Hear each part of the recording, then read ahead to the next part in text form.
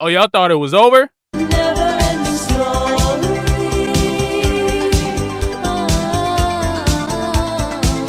Nah, it get deep in them Naruto filler trenches, bruh. Y'all wasn't there. Or maybe you was there. Last time we did this, I kind of just went over all the major filler arcs in Naruto and Boruto, using the term arcs pretty loosely there. And obviously I missed some stuff, so here we are again. So what am I not reviewing here? There's no Boruto this time around because, well, you see how long the video is. And Boruto's kind of weird anyway, so yeah. Also, no video game stories here either. So your Uzumaki Chronicles, Storm Connections. Yeah, sorry. Even I did really think about including some of that stuff from Revelations and Generations, like the whole Ninja Escapade stuff. The origin of Akatsuki storyline is pretty goated, but yeah, nah, maybe next time. No spin-offs as well, so I apologize to all of the Rock Lee SD fans out there. To be honest, that probably deserves its own video anyway. And I think that's it. Oh, and I'm not doing that that Naruto X UT OVA thing either, because that's literally just an AMV. Everything else is fair game. All the rest of the OVAs, all the movies, all of that episodic stuff that I neglected in the original video, it should all be there. So we really shouldn't need a part 3, but hey man, you know, we can make something work as long as y'all make sure to show your boys some love. You know what I'm saying? You know, hey. Leave a like. Sorry it took me 10 months to make a part 2, and don't ask me how this is gonna work with the original list. We'll merge them together at some point. Maybe, probably not. Anyway, let's not waste any more time with the intro. Starting off with an evenly round 60. You love to see it. Special report, live from the Forest of Death. What better way to start the list than with the first ever filler episode of the original anime? I mean, it doesn't suck, but it also isn't good. It's kind of just there, right? And that's the worst place to be honest. In the morning, during the tuning exams, right before the second stage, waiting for the gates of the Forest of Death to open, Team Konohamaru sneak on to the training grounds to conduct some groundbreaking on-site journalism with Naruto, Sakura, and Sasuke of Team 7. The three of them essentially just recap the events of the story thus far, smothered in their own individual biases and agendas, of course. And yeah, you're not really missing out on anything by skipping this. First of all, like, there's not even really that much to recap here with this only, you know, the second arc in the entire story. Like, Naruto tries to get into the rest of the Rookie 9, but it's kind of hard when none of them have really done anything yet. There's just nothing here, man. No plot. The news reporter gag is funny for about all of 5 minutes. It's just 20-something minutes of stuff we literally just saw. Literally, Land of Waves just ended. It was probably great for the animation staff, who didn't have to do much, just reusing a bunch of scenes from previous episodes, but again, I promise, this episode did not need to exist. And if it insists, like, put it in the break between the preliminaries and the finals, or something like that, right? When there's a little more stuff to actually talk about. Number 59, spoiler alert, more recaps. It's top 5 ninja battles. Another one. This one is a little bit better because it's kind of like a daytime TV show, and it also comes towards the end of part 1, and it's a list. Y'all know I love my list now. But again, it's just another recap episode, man. The top 5 battles in the series up until this point, and I don't know who voted on these or if this was even a democratic process to begin with, but this list is trash, bro. It's literally just all the fights from the Sasuke retrieval arc. No Naruto and Sasuke versus Orochimaru. No Rock Lee versus Gaara. No Naruto versus Neji. No 3-way deadlock. Not even an honorable mention for Drunk Lee versus Kimimaro, which is literally from the Sasuke retrieval arc. Tragic.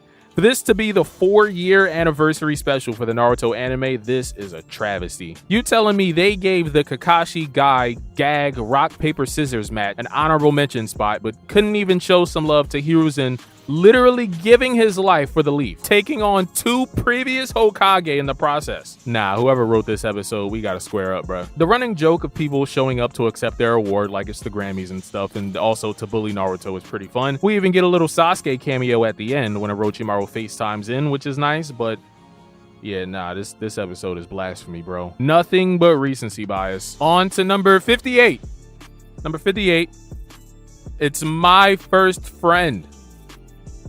I mean, still in recap land, unfortunately, but hey, at least this time around, everything is all nice and reanimated and, you know, arrives at an appropriate time in the story. Moments after freeing all of the tailed beasts from inside of Obito, with Naruto in the background now going after Madara, Gaara wants to join in the fight, which is when he then asks Shukaku, the One Tail, for some backup. Son Goku, not that one, the Four Tails, best Bijou outside of the big three by the way, uses this as an opportunity to ask Gaara about his relationship with Naruto, because, you know, they had their whole interaction earlier. Cue the crossfade. The bulk of this episode is then just Gaara reflecting on his childhood growing up in the Sand Village, as well as all the events of the Chunin exam that reshaped his whole outlook on life pretty much. Again, a bunch of stuff that everyone has seen already. If you haven't, then what is wrong with you? At the end of the episode, to wrap everything up, back in the present, Gaara tells Son Goku that Naruto was his first friend, and that's it. He said the thing. You love to see it. I've watched Naruto an unhealthy amount of times, if we're being real. The Chunin exam specifically, so this definitely didn't do anything for me. I'll skip it probably every time. I mean, if I don't feel like going back and watching the entire arc, I could just watch this as like a condensed version for all the folks that might have started with Shippuden, or even worse, like halfway through Shippuden. This is a nice little Cliff Notes summary of Gaara's story if you have no idea who this red-haired handsome devil is with the eyeliner and the badass face tat. But no, seriously, just go watch the Chunin exams. Number 57. Moving along swimmingly. Ino screams. Chubby Paradise. I think I hate this episode. I think now we're starting to move away from the filler with no plot to the filler with bad plot. In this episode, Ino was hired as a surrogate for this princess who looks exactly like her for some reason. Inoichi got some explaining to do. Her mission is to woo this fiance guy, Elvis guy, on their first date, basically. Why the need for the surrogate, you might be asking? Because this is their first ever meeting, and you know, the princess went a little bit too hard on the snacks, but don't worry, because she has this special drink to help her lose weight fast, but she just needs somebody to buy her some time. Naruto's here too, because I'm convinced Tsunade just be looking for reasons to get his ass out the village. Ino, though, then discovers that the fiance, this Elvis impersonator, again, for some reason, is one of those insufferable, try-hard, like, wannabe playboy types and struggles to get along with them. Naruto decides to take matters into his own hands by transforming into the princess himself. Great to see that he's finally mastered that transformation jutsu, and he almost gets the job done, W-Riz, until he then gets caught taking a piss, still in full disguise. How dare you assume what Naruto's pronouns are? This is obviously then when everything hits the fan, not just the shit. Princess accidentally reveals herself in the process, only to find out in the end that the Elvis guy actually has a thing for BBWs. That's a man of culture. Ultimately, I mean, I'm having my own fun with it, but I just don't think this episode was all that funny. Some people might even call it offensive because of the whole fat shaming thing. I just think the concept of this mission is stupid. How old is this princess, first of all? Because Ino here is like 13 and this guy is old enough to know who Elvis is. So, you know, either way, him simping over Ino in this episode, it makes me feel uncomfortable. And yeah, toilet humor does nothing for me. So the whole scene where Naruto's getting chased around, you know, while also pissing is just kind of gross to me, you know, except for the part where he creates this urine rainbow. That was funny. I'll give him credit for that. Next, number 56. The weight of the prized artifact. No pun intended, because we just... Anyways, another episode I hate. The guy that they have to escort here, bro. Oh my god, I cannot stand him, bro. Naruto and Kiba are assigned to protect this annoying ass guard carrying this rare and extremely coveted artifact across bordering states. At every single turn, this guy named Shinomon is deliberately putting our boys in harm's way, carelessly walking through traps, throwing them under the bus when confronted by bandits. He's constantly reminding us of how little he values human life, especially in comparison to the value of this prized artifact that he's carrying the entire time. He almost sacrifices his own life trying to save a vase during a cave collapse, which he fails to do. Naruto then has to save him, and I guess he learns to respect the lives of other people Sure. But even after coming to this realization, he only goes back to being the same pompous asshole that he was in the beginning, and then it gets revealed that he can actually make another one of these artifacts, so the whole episode was a waste of time, pretty much. What do we accomplish here? Again, the guy is just a spoiled man-child the entire time. We never get this, really humanizing and sympathetic backstory explaining why. And then even after having his whole eye-opening moment with Naruto, he just snaps right back into the same person that he was at the beginning. Yeah, I don't get it. It's missions like these that honestly make me feel sorry for all the other ninja that probably get constantly abused by clientele, especially, those that are higher up in status, and just have to put up with it because, they don't have a Naruto on their team to speak up about it. Those poor ninja. Number 55. It's Flashback Arc number 436. Yeah.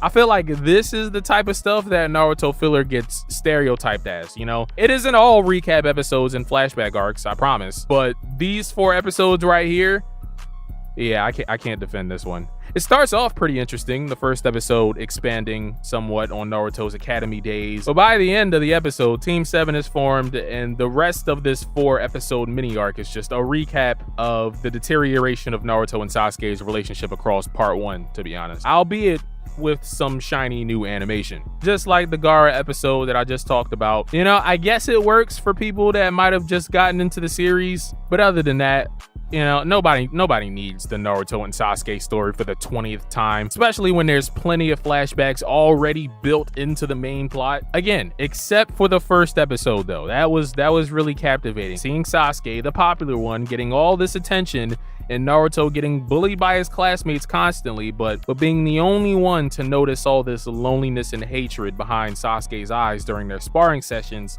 because it's a similar type of look that everyone else in the village gives Naruto. It's just that the hatred isn't for him. That's all I really have to say about it though. I'd much rather just go watch part 1 again, to be honest. When I was watching this week to week, I was just like, can we just hurry up and start the war already? Number 54. All right, I think we're finally done with recap arcs. Shippuden, Konoha Gakuen Den. Because every battle shonen that doesn't already take place in a high school needs to have at least one high school parody, right? This is an OVA that was included with Naruto Shippuden DVD 7 in Japan. It's exactly what you think it is. A high school reenactment of the Naruto story, basically. A continuation, sort of the anime's second ending, Michi to You All. An absolute bop, by the way. Naruto transfers to a new school and immediately earns the ire of all the other students, constantly picking fights, just being an all-around knucklehead. After declaring his ambition to become the Soban, the Yakuza leader of all of Japan, he challenges all the strongest people in the school to a fight, with his ultimate goal being to challenge and defeat Sasuke. This is when a bunch of hooligans then pull up to the school, kidnapping all the girls and wanting to do some very questionable things to them, but Naruto stands up to them, being the first one to fight them. Even though he gets his ass beat, his bravery speaks to all the other guys who join in and fight off the creepy Diddy men. However, things only get more chaotic once a bunch of assassins and ultimately the Akatsuki start targeting the school. There's this funny little section here about what the Akatsuki leader's goal might actually be, but they can't say it yet because this is 2008 and it hadn't yet been revealed in the manga. So they just kind of skip past it. This whole thing is being narrated by Sakura, Ino, and Hinata, by the way. And then the rest of the story is pretty much just how it is in the main series. Sasuke leaves with Orochimaru, Sai shows up, Naruto's finally accepted by all his peers, bonding over the quest to get their classmate back, and it's pretty funny. Orochimaru and Kabuto are transvestites, can I even say that in 2024? With their names being Orochimaru-ko and Kabuko. Tsunade gets exposed for using the school's funds as gambling money, and of course Neji is the class president. Everyone's in their appropriate roles here, I love it. I do wish this was animated though. Oh, so that's where Gaara's hairstyle came from. Insanely fast, so reading the subtitles can be a little rough to keep up with, but I can at least appreciate them taking this art style from an ending credits sequence that everybody skips anyways and, going all the way with it. It's admirable, if nothing else. Next, on to number 53. It's another one that I made a custom title for. It's A and Tsunade's trip down memory lane. Well, I thought it could never happen. We got a filler arc within a filler arc, ladies and gentlemen. Like I said, it get deep in them Naruto trenches. Taking a break from the battles against the reanimated 7 ninja swordsmen of the mist, a lot of which is already war filler, we'll get to that later, we cut over to Tsunade and A, on their way back to headquarters after confronting Naruto and B, which is when both B and A at the same time ask Tsunade and Naruto about their relationship with one another. Cue the crossfade, we cut back to before Tsunade even met Naruto, when A had to rely on Tsunade's medical abilities to save one of his shinobi's lives. Basically, Tsunade initially declines, but offers to do it if the Raikage can beat her in an arm wrestling contest, which he can't do through sheer strength, so he uses super speed to sneak a win. Tsunade destroys these weird spy bugs, these spiders, not those spiders, attacking this cloud shinobi, but ends up delegating the rest of the surgery to Shizune because she's still too afraid of blood. A is confused by this, understandably, because Tsunade is a medical ninja. So Shizune then goes into explaining Tsunade's past, which the Raikage then continues to just roast anyway. And then we cut back to the present. So what does any of this have to do with Tsunade and Naruto's relationship? I mean, it's an alright side story that adds context to the relationship between the current Hokage and the current Raikage, but this whole thing was set up to be about what makes Tsunade put her faith in Naruto. But instead the studio was just like, yeah, how about we just tell this story about the Raikage instead? I don't get it.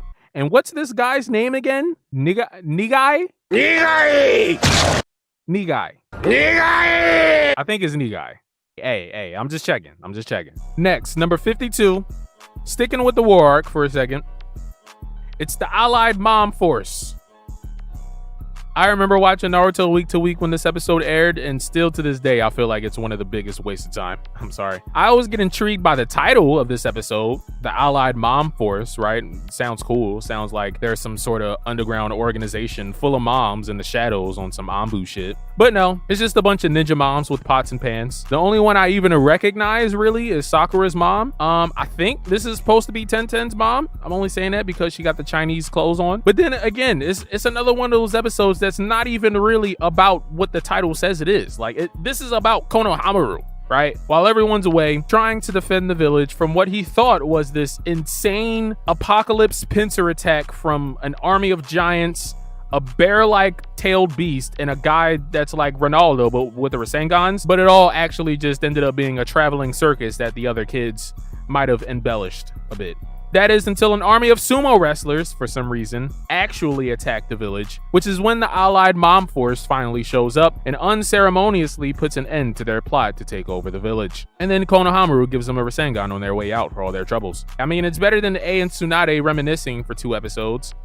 Only because that didn't really need to be 2 episodes. In terms of war arc filler, again, I don't think this was really needed. All right, enough of that. Number 51. Back to part 1. Viva Dojo Challenge. Youth is all about passion. Lee decides to open up a dojo in the hopes of improving his abilities by fighting a bunch of people from all different sorts of backgrounds and walks of life. Naruto stumbles across the dojo and Lee immediately wants to run the fade. Naruto, ducking the fade, runs into Might Guy, who hears about the dojo and wants to challenge his student, but not before putting on a disguise so he doesn't know it's him. And by disguise, I mean an afro and a mustache. However, the guy then gets summoned on a mission, which is then when this thief named Nanafushi infiltrates Konoha in an afro guy disguise using the transformation jutsu. He begins planning his dastardly scheme to hit a lick on the village, but this is when Naruto finds him, thinking he's the real guy, and brings him back to Lee's dojo to get them hands pit on him. Hey, to his credit, the guy does not break character. Eventually, Nanafushi decides to switch gears and transform into Lee instead, thinking he's clever, which is then when Guy, of all people, then returns to the village, still wanting his match against Lee, and he immediately attacks Nanafushi. Poor Nanafushi. The guy just can't catch a break. And then at the end of the episode, Tsunade gives Naruto a mission to apprehend Nanafushi, which is completed in record time because of what Guy did to him. It's pretty funny, man. There's another filler on this list involving a Guy/Lee impersonator that I think I enjoy a little bit more, but this is still good stuff. You know, when it comes to nonsense involving Might Guy and Rock Lee, it's kind of hard to miss, right? Which, with all that being said, brings us to number 50. Top 50. The appearance of strange visitors. Hey, what's up, y'all? Just wanted to hop in real quick. If I sound a little bit off for the next couple of entries, it's my allergies. My allergies was kicking my ass, bro. And I record these in groups of 10, so Just bear with me. And speaking of that Might Guy impersonator episode that I prefer, Naruto here is getting impatient, waiting for his training with Jiraiya to start, so he seeks out Might Guy and Rock Lee for some taijutsu practice to pass the time. Guy and Lee, however, are currently out on a mission. Naruto instead comes across these two undercover spies named Mondai and Pocha in these absolutely impeccable Guy and Lee disguises, completely unaware that they're imposters, obviously. Everyone else, though, in the village immediately sees through their disguises and decides to just make this the worst day of their lives, basically, by giving them a bunch of tedious and disgusting chores to do all around the village. Naruto, of course, still completely in the dark, ends up getting wrapped up in all of this, thinking that it's all just training. The straw that breaks the camel's back ends up being them having to tend to this sick Katsuyu who's sneezing acid all over the place, and the criminals give up their plot of infiltrating the village, getting a double dynamic entry on their way out for all their troubles. And yeah, I just think this episode has better gags and better jokes than the Dojo one. That whole scene where we got Naruto carrying this stinky crop fertilizer, spilling it onto our imposters, causing a smell so horrendous that even the Hokage stone faces winch at the stench of it. It's actually quite hilarious. I will say though, I don't exactly know how I feel about Naruto being unable to figure this out on his own, even accidentally. You know, we all know part 1 Naruto is a little bit special. Number 1 knuckle-headed ninja of the leaf is kind of his whole thing, right? But I don't know about him being this stupid, right? Like, I get if it was a transformation jutsu, but come on, Naruto. These look nothing like Guy and Lee. Number 49.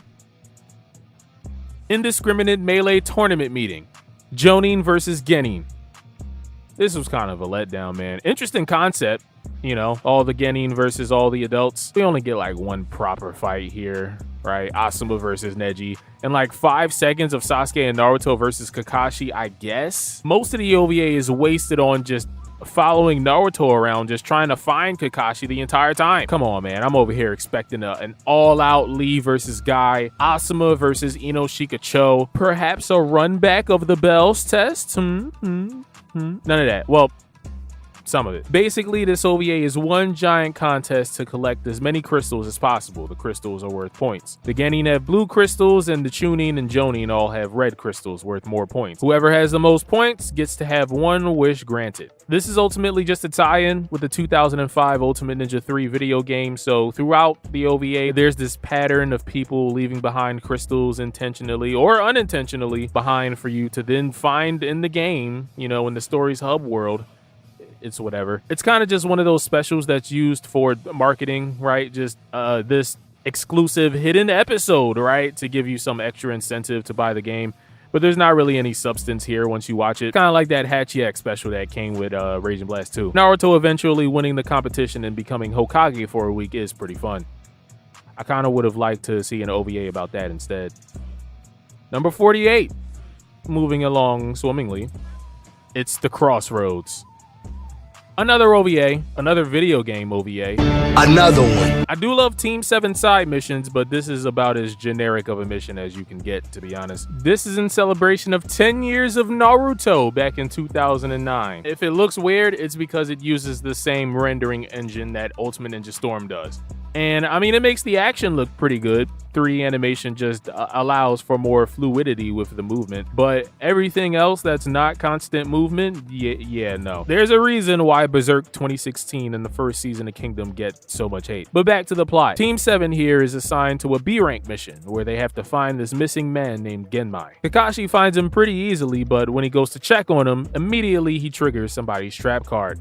Meanwhile, Naruto, Sasuke, and Sakura get ambushed by a gang of rogue ninja, hired by Orochimaru to research Sasuke. And in typical Part 1 Sakura fashion, she ends up getting kidnapped. Naruto and Sasuke eventually make it to the enemy's hideout though, somehow, and they have to work together to bring the big baddie down, after Sasuke's arm gets injured, keeping him from using any of his jutsu. Again, the action here is pretty cool. The big bad guy Kajika uses some neat water and ice release techniques, almost like a hybrid of Zabuza and Haku. And we also get a pretty funny sexy jutsu scene on the henchman earlier, but first of all, the bad guy henchman revealed this cool invisibility jutsu thing, you know, with all these special effects, only for them to be completely off-screen. Like, we just skipped straight to Naruto and Sasuke infiltrating the hideout, using them as disguises. It's really jarring, actually. And then the trap that Kakashi triggered at the beginning of the OVA, at the end, he just shows up with Genmai out of nowhere, and it's never explained how they escaped. They are just here now. Orochimaru and Kabuto being included here adds a couple of cool points, what with this kind of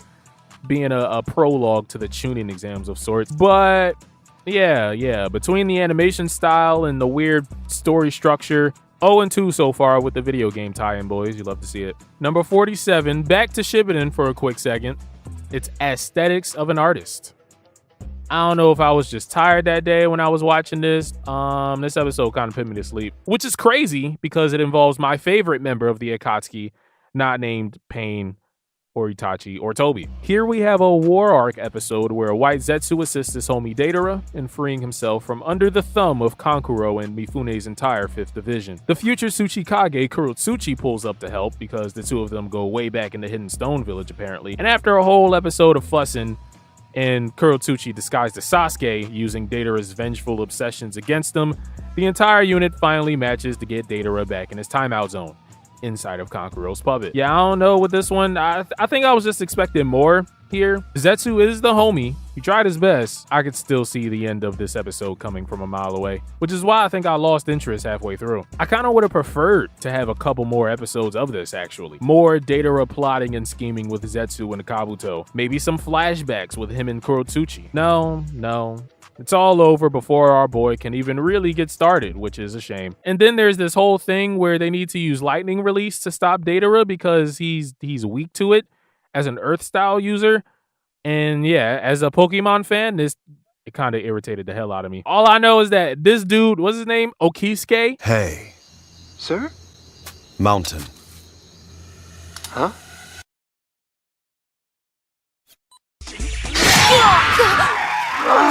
It's river. Damn samurai! Nah, Okisuke's the truth, bro. On to number 46. Kidnapped. Naruto's hot spring adventure. This little side story happens on the way back to the Leaf after finding Tsunade. Basically, I've been saying that a lot. I gotta get some new words. Basically, Tsunade wants to stop at a hot spring to rest for a bit. A couple of debt collectors then show up on behalf of the Akagi gang. Naruto hears this whole sob story about how they'll be punished if they return to their village empty-handed. So he decides to help them out. Shizune hears of this, and obviously she doesn't want any of Tsunade's gambling debts being made public right before she might become Hokage, so she secretly transforms into Tsunade to try and stop them herself. And then the punchline at the end is that the debt was already paid. So all of this was for nothing. It's a cool little plot. Nothing too serious, just a bunch of mischief. Shizune and Naruto causing a ruckus in a random village somewhere. I just remember this episode from my youth, man. Back when Naruto was white hot on Toonami. And then I also really enjoy that running gag cutting back to Jiraiya throughout the episode, waiting in a hot spring all day for some beautiful woman to show up. They don't. That was pretty funny. But honestly, if it wasn't for the nostalgia, if I didn't see this when I was like 8, it probably wouldn't have left that much of an impression on me. Next, number 45. It's the Hidden Leaf Village Grand Sports Festival. Now, yes, toilet humor is not my cup of tea. However, the joke here isn't the actual waste itself. It's instead the very relatable torture of having to go, but every force in the universe preventing you from doing so. And it's also just funny as hell. Yes, this is an 11-minute special about Naruto having to go to the bathroom. There's a sports festival going on in the Leaf today between the Konoha 12, where the winning team receives a week off from missions. Nice. In between each competition, Naruto tries his best to, let's just say, deliver this package that he has. But each and every time, he ends up getting foiled, once again, by some intangible universal pull. The boys' room has a line around the block, so he thinks about sneaking into the girls' room, that is until a wild Hinata appears, trying to confess her love or some weird shit, which she never gets to do because, you know, this is Hinata we're talking about, constantly stumbling over her words. He tries using shadow clones to be in 2 places at once, but then this backfires once all of the clones now have packages to deliver. This is when he decides to just cancel the jutsu, only for one of the clones to accidentally lock the bathroom door from the inside. There's this one milk drinking competition for some reason that obviously doesn't help at all. I hope it's not whole milk. Yeah, this is great, man. Again, not much of a story here. I just think this is funny. Oh yeah, and then Naruto at the end, forced to stay for an award ceremony with no other options left, finally delivers his package. In front of everyone. Shikamaru, this was your fault. And Sasuke definitely did that shit on purpose. Number 44, another one that I had to name myself. It's the Land of This kidnapping mission. This is filler that gives me a little bit of both worlds. A good laugh, and a serious mission that I can get invested in. Going back to the war arc again for a second, Naruto runs into the reanimated body of this samurai named Tatewaki that he met on a mission back when he was a kid. Cue the crossfade. Naruto and Team 10 are assigned to kidnap the son of a feudal lord under the pretense of a treaty in order to prevent a war in the Land of This. Different from the Land of That, which Kaguya ended corruption in many years before the story began. Yes, these are real countries. The plan here is simple. Have Choji compete in this eating contest, but have him only place second so that he doesn't draw too much attention to himself. While all this is going on, Ino and Shikamaru will use their jutsu to work together and capture Shu, the young lord. Naruto will then disguise himself as Shu and buy enough time for the rest of them to escape. Which of course Naruto fucks up when he gets his cover blown by Chiyo.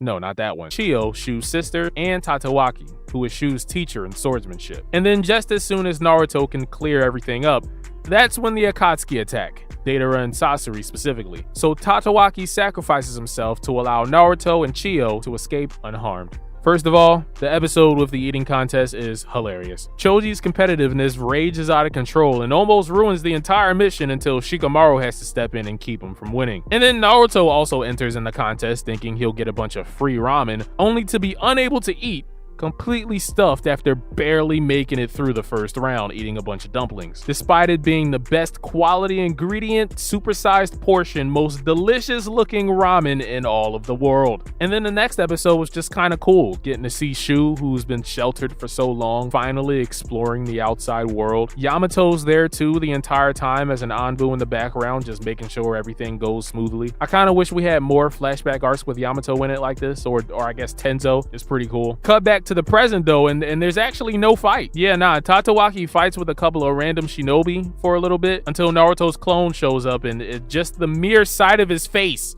causes the Edo Tensei jutsu to be undone. Yeah, overall, still one of those pretty middle of the road missions. The food competition was funny. Naruto literally talk no jutsuing this guy into death was pretty raw. I guess back into death because, you know, Edo Tensei. Now we got number 43. A legend from the Hidden Leaf, the Onbaa. You know what this kind of reminds me of? That fairy tale episode about Kemo. Real ones know. The Onbaa. This sloth-like, monkey-like species of animal residing in the forest outside of Konoha, thought to be only a myth, according to Tsunade that is, unwilling to ever believe the wise words of the pervy sage. It's thought to be a myth, that is, until one day one falls from the sky after being abducted by a hawk, falls from the sky and attaches itself to Naruto's back.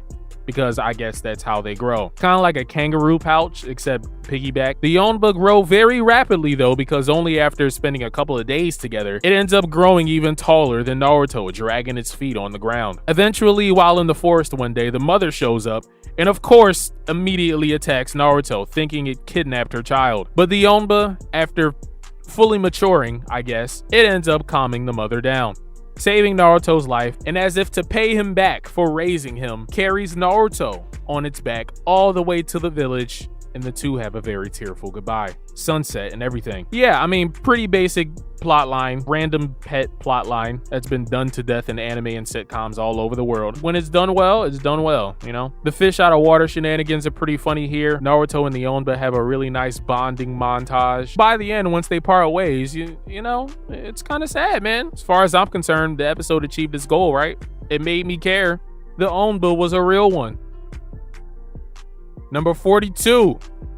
Find the Crimson Four-Leaf Clover. The original Konohamaru love arc, not whatever incestual love triangle shenanigans the Boruto series had my bro caught up in. This is the first OVA in all of Naruto. It came out in December of 2002 when the anime was only about 12 episodes in, barely into the Land of Waves arc. So this is early in the story, real early. Konohamaru appoints Naruto as the new leader of the Konohamaru Corps, and then orders him, I'm not sure how that works in terms of the hierarchy, he orders him to help find this Crimson Four-Leaf Clover as his first mission. This is actually just so Konohamaru can use this clover to make his friend stay in the village. His friend being this girl named Kaede, who has to leave the academy because her father took this mission elsewhere So they gotta dip. The special 4-leaf clover is rumored to make one wish of its finder come true. So obviously Konohamaru wants to use this to, you know. So Naruto and Konohamaru head to this forbidden section of the village where the Chunin exams used to be held at, a place called Akagahara. And of course, once they get there, they end up triggering every single trap along the way. The boys do end up finding a 4-leaf clover, but things start looking bleak once a bunch of puppets start attacking them after Naruto accidentally moves this statue. That's until the rest of Team 7 arrive to save them. Sakura and Sasuke finding out about this from Naruto while they were waiting for Kakashi earlier in the day, and then of course they go and snitch on Naruto. Or at least Sakura did, Sasuke ain't no snitch. In the midst of all the chaos, one of the leaves unfortunately falls off of the clover though, leaving Konohamaru all distraught, but to his surprise, the girl does still appreciate the gesture and gives him a kiss on the cheek before leaving. W risk. And yeah, this OVA doesn't really, add anything to the story. But at the end of the day, it does send a nice little message to kids, teaching them about the art of gift giving. It's the thought that counts and all that. Number 41 now. We going from way back at the beginning to all the way at the end now, because it's a special mission from Shippuden. There is another version of this episode that comes much earlier in the story. We will get to that. It's an episode about Naruto, Sasuke, and Sakura trying their damnedest, once again, to see what Kakashi's face looks like under his mask. Kind of a sequel to the first, because they do mention it. While discussing amongst themselves how to go about it, a man named Sukeya overhears them and decides to help him out. Sukeya being this former shinobi turned photographer who is obviously just Kakashi in disguise. Spoiler alert. They first try looking for an old picture of Kakashi in the Leaf's archives, but they end up getting busted by the Onbaa. Then they try the classic method of trying to get Kakashi to eat something again, only to be photobombed by Akamaru when they try to take a picture. Team 8 and Team 10 end up getting involved. They try drugging Naruto, it's a bit extreme, and they have him act as this lady that drowned in the river, to be mouth-to-mouth resuscitated by Kakashi. Pause. Which doesn't work, by the way. Eventually, they try to forcibly remove Kakashi's mask, only for that to go awry once Team Guy crashes the party, all of which are actually just a bunch of Kakashi shadow clones using the transformation jutsu. This episode is crafty Kakashi at his best, and the reveal at the end, man, where we finally get to see Kakashi's face after all these years, it's incredibly satisfying for longtime fans. It's a fun filler episode, the last filler before we get into the final battle and end the series. It can never compare to the first though, but that might just be the nostalgia talking. I don't know, we'll get there when we get there. There's a bunch of Easter eggs in this episode too. Kakashi's disguise takes a lot of inspiration from Rin, brown hair, purple face paint. I don't know if this is supposed to be a mistake, but Kakashi as Sukeya, he's wearing the new era shinobi flag jacket, despite these episodes happening during part 1. It's a bunch of subtle stuff, but it's really nice.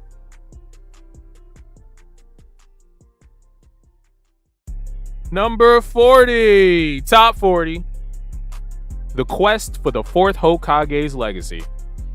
This is supposed to be promo for the Lost Tower movie, I think. It's not bad. It's a 2-part mini arc in the real world, taking place right after Naruto beats Pain and Nagato starts getting into his backstory, chronologically taking place the day before the finals of the Chunin exam, which creates some minor continuity issues, but we'll get to that in a second. Naruto remembers hearing Jiraiya mention something about the 4th Hokage's legacy, being Naruto's key to making it through the exam. So he, of course, interprets this to mean that there has to be some sort of secret treasure with a cheat code or something to help him win all of his matches. After failing to get any answers from everybody's Pop-Hop, the 3rd Hokage, and Anko, Guy of all people tells Naruto about this obstacle course at the Honegami training grounds that's said to have this secret technique waiting for him at the end if he can beat the time set by the 4th. Choji overhears all of this while hunting down Naruto, trying to get his money back after he stiffed him with the Ichiraku ramen bill, which gets Ino and Shikamaru involved, and then Sakura joins as well, planning to give Sasuke this secret technique. Not only does everybody step on each other's toes the entire time trying to beat the time,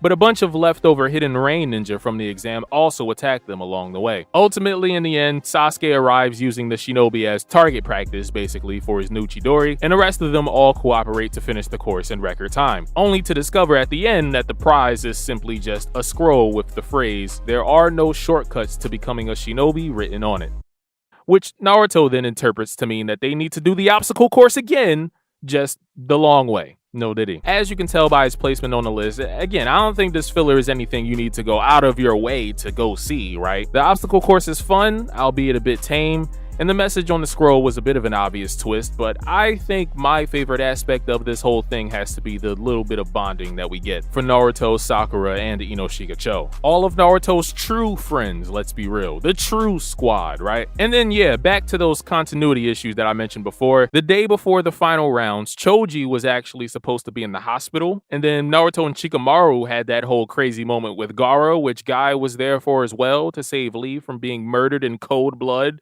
Right? Minor nitpicks, but all of that aside, this is still a nice little side story about friendship and whatnot, which never gets old. Alrighty, number 39, we got Run, Omoi. An entire episode of Omoi just flexing. I'm here for it. One of the best, the most slept on characters of the entire story. Back at HQ, during the Fourth Great War, obviously, word gets out of Omoi going AWOL. Oh no. In all reality, he only abandoned his post with Kakashi's unit to help rescue the Thundercloud unit, a hidden cloud kinda mini-troop made up of all children after they went missing in an effort to back up another unit of hidden Mist-shinobi in a battle against an army of white Zetsu. Omoi and a Naruto shadow clone sent by HQ as backup arrived to find all of the hidden Mist-shinobi dead. It's the most sorry I think the Mist has ever looked in the entire story. They start chipping away at all the Zetsu on the beach, which is when Omoi accidentally strikes Naruto and dispels the Jutsu. Just that clone at least, not all. Yo, could you imagine? Omoi then, channeling his inner Shikamaru, unenthusiastically takes on an army of 20,000 white Zetsu all by himself, complete with a poisonous smokescreen, by the way, to make it extra deadly. Omoi was only given an hour-long grace period to complete the mission. So after taking down 20,000 white Zetsu all by himself, A reminds him of how quickly he must return lest he get the full punishment for his insubordination. Oh, right, Kage.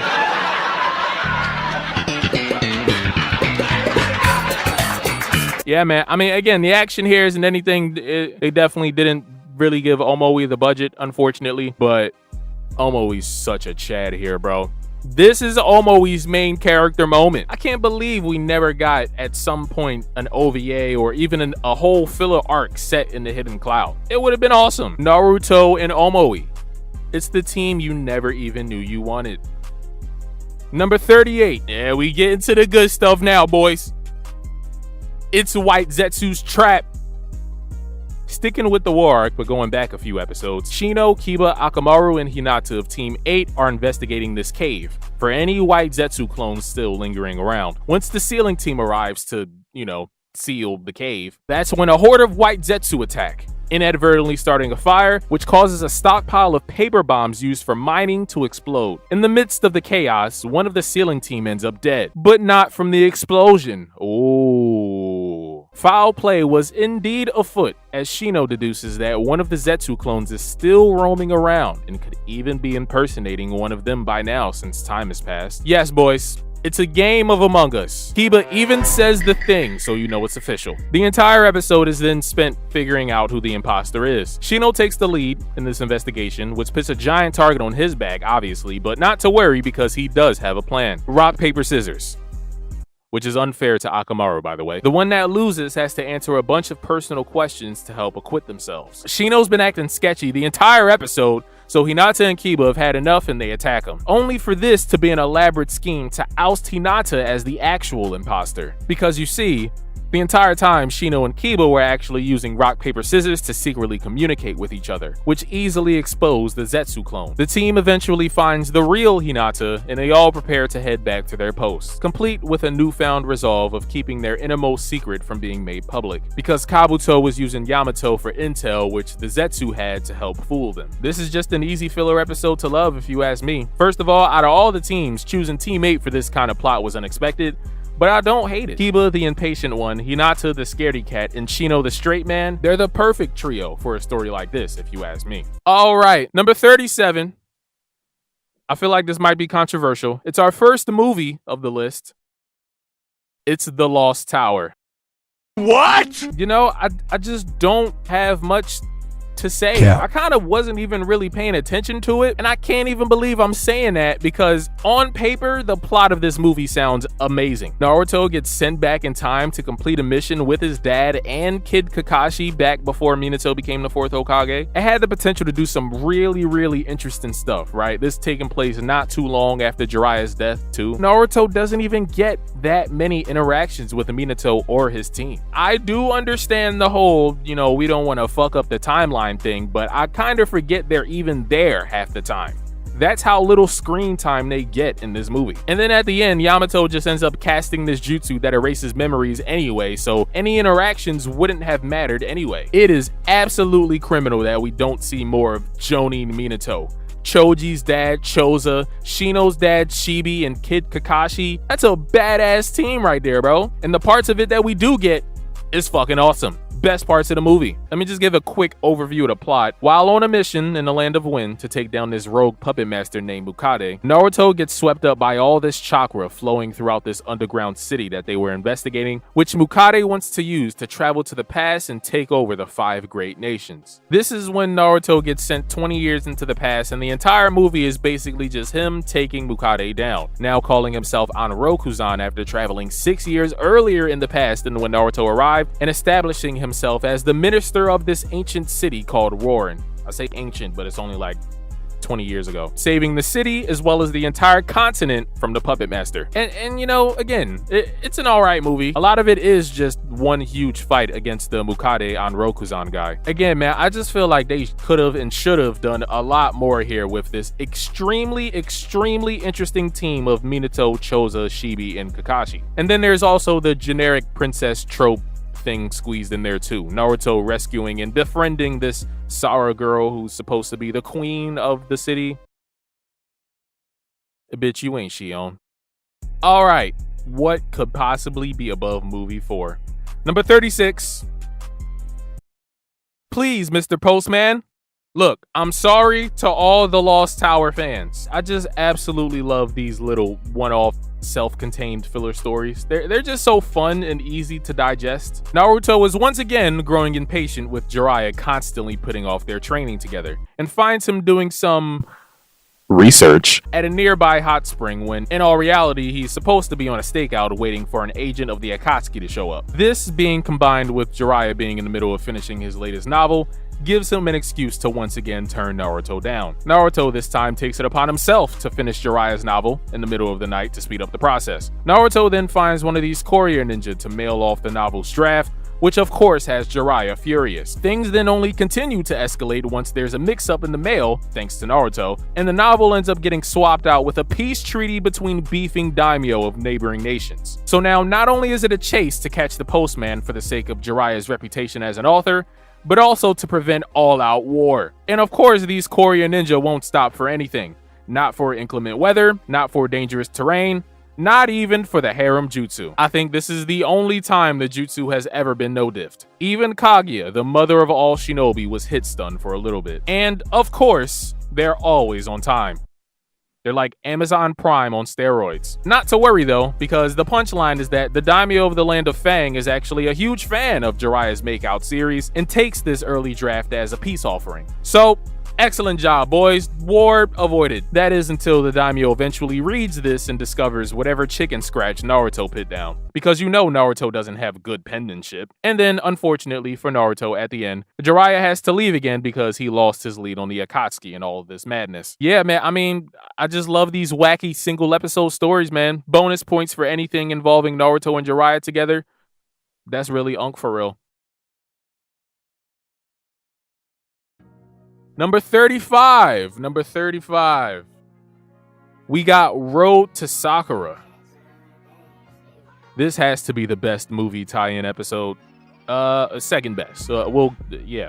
Foreshadowing. Spoilers for what I think of the Road to Ninja movie. I was always wondering why we never found out what happened to the limited Tsukuyomi version of Sakura in that movie. And then I found this episode and I'm like, oh, brilliant. Basically, this is an episode about an alternate universe version of Sakura being pulled into the main timeline, not knowing about anyone or anything going on. So Ino, her bestie, tries to help jog her memory, assuming that it's all just amnesia because she saw Sakura falling off of a cliff earlier. And I do love an amnesia storyline. Classic amnesia-based shenanigans here, trying to jog her memory throughout this episode. A memory that doesn't exist, by the way, because she comes from a completely separate world that's the total opposite of the Konoha that she's in now. Choji likes salads, Kiba's into cats. We'll get into all that later. In the end, it's Sakura's parents that are the ones that get through to her, returning this pendant that she dropped earlier in the episode, which Sakura recognizes and begins to cry over. After watching the movie, you'd know that she's actually crying because in her timeline, both of her parents are actually dead.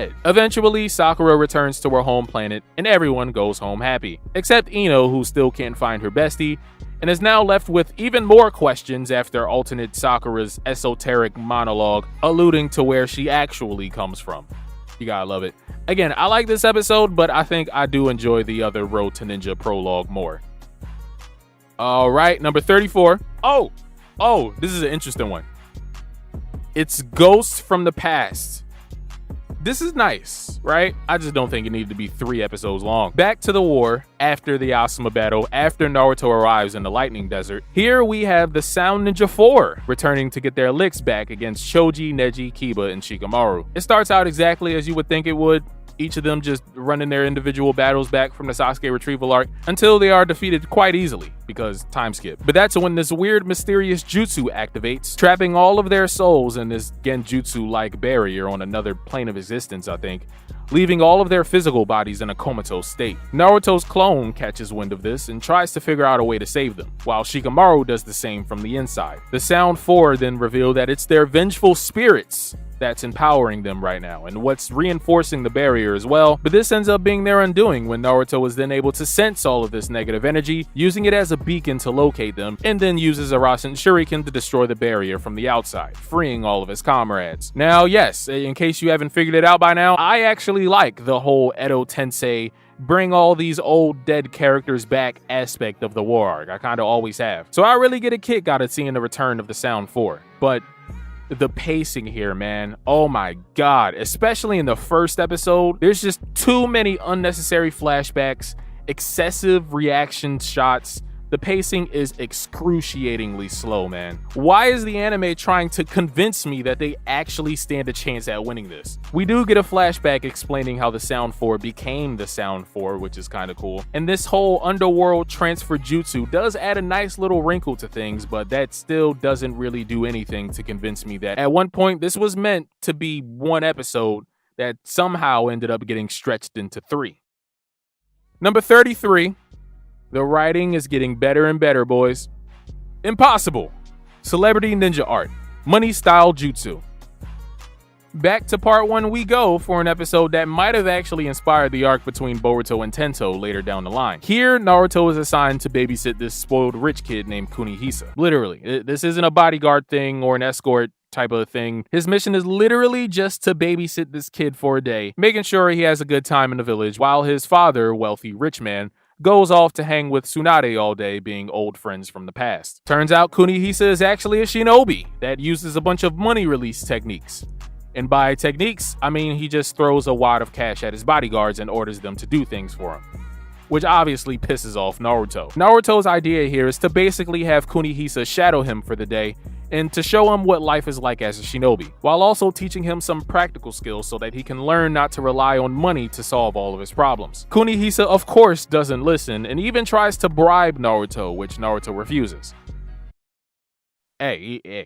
Hey, he's a better man than me. A little later on in the episode, though, a couple of goons then find that discarded briefcase of money that Kunihisa tried to give to Naruto, and they use this to pay Kunihisa's own bodyguards to turn on him and to capture him for ransom. Naruto arrives to save the day, but in the process finds himself hanging precariously over a cliff about to fall to his death, which is then when Kunihisa, using the skills that Naruto taught him earlier in the episode, rescues his first ever friend from danger. Now, I am a sucker for a good spoiled brat getting humbled story. This is splendid, man. The moment where Kunihisa's bodyguards switch up on him is such a great representation of how fickle people can be in real life when money is involved. Bodyguards, co-workers, even family members. It's a cutthroat world. Kunihisa mustering up the courage to save the one and only person that doesn't see him for the money he has It's great character growth, man. It's episodes like these that remind me, like, no, Naruto is and always has been best boy.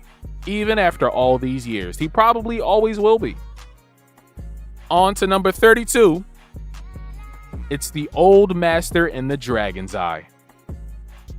Another random dead person filler, but trust me, it's great. While clearing the rest of the forest area covered by the 3rd Division led by Kakashi, Might Guy runs into the reanimated Master Chen, this renowned taijutsu user of the leaf, most known for his work in the Third Great War. A league comes to back him up, and this is then when we get into their backstory. Chen's former student, who was unable to use ninjutsu or genjutsu just like Lee, was killed in battle during the Third War, which affected Chen so much that he faked his own death and quit being a ninja. During his Genin years, Lee one day would go to pay tribute by visiting Chen's grave, until he eventually discovers through his granddaughter Azumi, who would leave rice balls at his gravesite every day for Chen to then retrieve later in secrecy because he wasn't actually dead, that Chen was still alive. Of course, after finding this out, Lee wants to learn from Chen, but because he reminded him so much of his former student, Chen refuses. So Lee just takes the Azumi role and brings rice balls to his gravesite every day until he acknowledges him. Kind of like the tribal chief. The tribal Lee. Only to be completely overwhelmed by his power once he finally sees Master Chen's secret technique. Cut back to the present. Lee shows Chen his growth after all of these years of never giving up, being a strong shinobi despite his disabilities, and successfully defeats him in battle. Now again, this is just another random Edo Tensei of the Week filler that does get played out pretty quickly if you're watching this week to week, but as a single self-contained episode, it's great, man. And honestly, when it comes to screen time for Rock Lee and Shippuden, I'll honestly take anything I can get. Too long, didn't read. This episode is really cool, but we all know Rock Lee only has one true sensei, right? All right, number 31. I foreshadowed this already. It's the prologue of Road to Ninja. This is that other Road to Ninja episode that I said I liked more. Toby wants to start using his limited prototype version of the Infinite Tsukuyomi, but he needs to know the deepest desires of the person he wants to use it on for it to work. So he goes to spy on Naruto. Taking place on the day prior to the events of the movie, Naruto, feeling rather down today and bored of playing card games with his shadow clones, is found by Lee during his training, all alone in his room, sulking, which is when Lee invites him to the bathhouse where everyone else is, which Lee flaked on to go train. And then it basically just turns into your typical anime bathhouse hot spring episode. Lewd jokes galore. Sakura taking offense to the natural gifts that the Sage of the Six Paths gave to Hinata. Naruto finally assuming his role as the next pervy sage by trying to sneak a peek at the girl's bath. Great stuff, great stuff. Every anime gets one, am I right? I don't know what it is with the movie in this episode poking fun at the size of Shino's dick. Of all people, but that's certainly a thing that happened in this episode. Lee then accidentally crashes through the roof of the girls' changing room after training on top of it. Ino in particular looking especially snackish here. Love to see it. Naruto though comes to Lee's defense with everyone angry at him thinking that he was being a perv. Sakura finds this random bra stuck on the back of Naruto's towel and he gets beat up too. Afterwards, all the guys pull up to Naruto's house for game night, which is fun.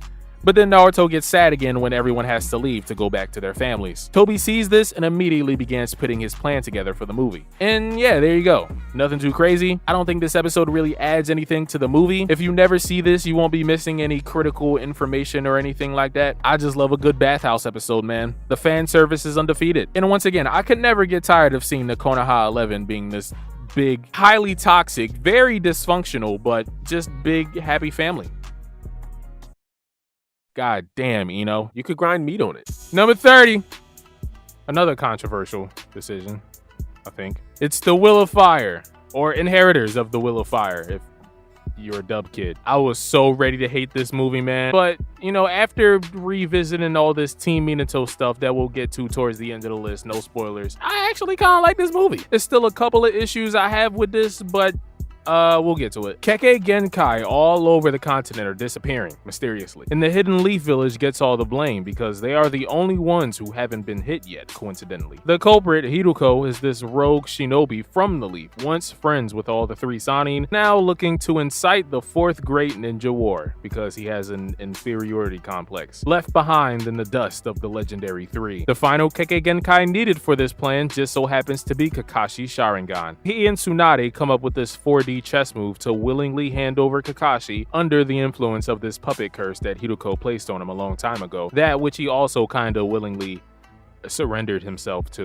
He decided to do all this as a trap, which obviously backfires. Naruto, being Naruto, refuses to accept this, thinking that Kakashi just deserted the village, so he and Sakura decide to pursue him after Sakura breaks Naruto out of jail for rebelling. And the entire movie is basically this race against the clock to save Kakashi and defeat Hiruko before he can use this solar eclipse to take over the world. First things first, right, this movie came out in 2009, so I doubt that Hiruko was supposed to come off as this Obito copycat, but I mean, he's kinda just an Obito copycat. Kishimoto was kinda aware of this movie. He has this little parting message at the end of the credits, and the manga around this time was in the thick of the pain arc, where Kishimoto could have potentially been brainstorming the war arc. The whole thing with Kakashi and Hiruko being friends as a kid. Hey man, hey, all I'm saying is that there might be something there. But yeah, no, the whole Kakashi self-sacrificial thing in this movie, my body wanted to immediately reject it, thinking that he was just turning his back on Team 7 and all of the lessons in teamwork that he taught to them, but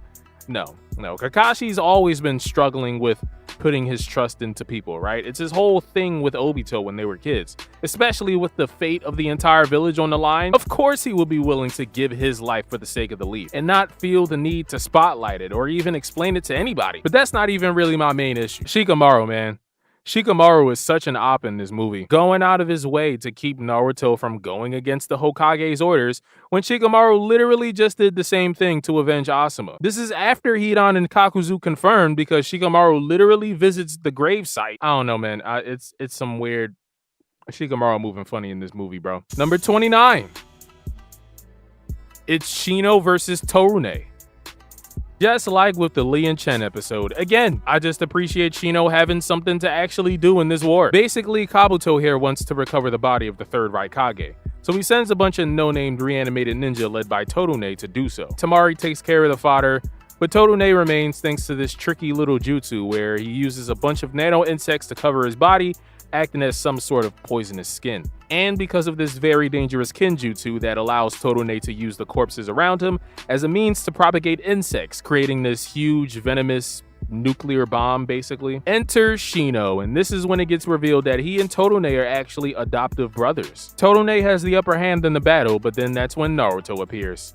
Or a clone, at least. Eventually, Torune gets outsmarted by the team, but specifically Shino, when it's revealed that his insects have actually developed an immunity to his venom. And after a little bit of flexing, the honorary Aburame then gets sealed. Great stuff, great stuff. Again, the action isn't anything crazy, you know, why would they break the budget for a Shino episode? Love you, Shino. But I do appreciate the insect warfare. The only other time we get something like this is with that Kamizuru clan battle from part 1, with the Bakochu beetle and all that. Torune also is just interesting. He has a really cool design for one, and his history being recruited into Danzo's branch of the Yanbu route, that's also pretty badass. It kind of would have been nice to have Sai here involved too, to, you know, relate, I guess. The first episode, 316, isn't really anything, but it's really all just set up for the final battle. And ultimately, again, man, this is just another case of the anime making the war arc way better. Shino has always been an underutilized character, even in the manga, even in part 1 where everybody was still raw.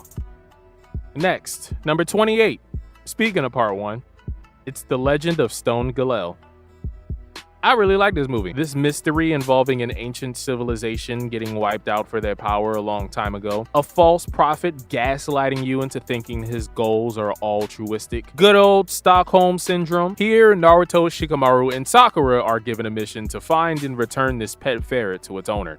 Pretty simple. That is, until they run into this mysterious youth that attacks them, causing him, Naruto, and the ferret to get separated from the rest of the group. The boy's name is Temujin, and he is a knight, I guess, on this mission to turn the world into a utopia. A caravan of nomads find them after they fall off the cliff and heal the boys' injuries, which is when we find out that these are actually the people that hired the leaf to find that ferret, who was actually older than everyone there, being one of the last remaining relics of their country, which was long since destroyed. They don't know about the why it was destroyed, they just kind of treat it as a natural disaster, but in reality, it was war. And what was this war over? the Gelel stone, this unique mineral possessing incredible power that both benefited and protected the people, but also made them a target. The people that Temujin work for are led by this wannabe prophet dude named Haido, who seeks the power of the Gelel stone to transform the world into his utopia. Temujin, though, unbeknownst to him, is actually the last remaining descendant of this clan's royal family and has the stone sealed within him. This all comes to a head once Temujin decides to kidnap the old man that found him, forcing him to lead him to the Gelel mines, thinking that this was a boss move on behalf of the church, only to get double-crossed by Haido in the end. He gets the stone forcibly extracted from him, and now it's up to him and Naruto to take Haido down. First of all, the foreshadowing in this movie is peak. The ferret only gets along with people from the ancient clan, right? And then immediately taking a liking to Temujin is great. All the broken memory flashbacks kind of sprinkled throughout this movie, great teasing for the inevitable reveal. The reveal, of course, being that not only was Temujin a descendant of these people, like I said, but Haido, the ringleader of this entire charade, he was the one behind the extermination of that ancient clan, murdering both of Temujin's parents, and had just been playing him the entire time. Shikamaru and Sakura also in the background get to do some proper ninja shit, just snooping around trying to find Naruto, as well as just generally investigating the situation. The Sand siblings get a pretty strong presence in this movie besides Tamari, which is unfortunate. Naruto rescuing Temujin in the end from needlessly sacrificing himself is a great shonen twist. Friendship always wins in the end. And yeah, I just think this is a really well-structured movie. Not quite my favorite from part 1, but overall very solid. And the ending credits song go crazy. All right, number 27. Protect the Waterfall Village.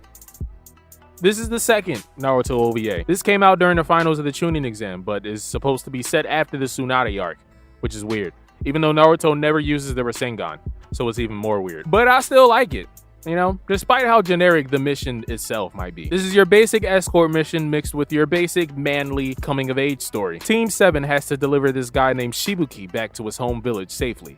The village hidden in the waterfall. They get this done no problem, like in the first 5 minutes of the special. But their mission ends up getting extended after they find themselves entangled in this coup d'etat. A pretty emotionally charged coup d'etat where this gang of rogue ninja led by Suien, Shibuki's former sensei, pulls up with a bunch of other hidden rain shinobi, because if it's not the mist, then it's the rain.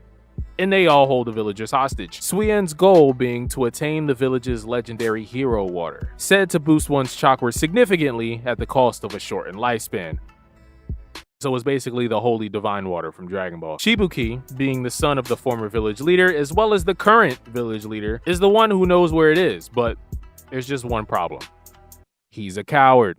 And way too young, honestly, for such an important role. So Shibuki has a choice. Confront the guys that's holding all of his people hostage and live up to the standard his father set for him and become a hero, or run away and leave everyone for dead. For Naruto, obviously this isn't a hard decision, especially after hearing the story of Shibuki's father's noble sacrifice going out in a blaze of glory, right? So despite Kakashi conveniently being summoned away and Sasuke getting jumped and captured, Naruto charges in headfirst to take down the bad guys.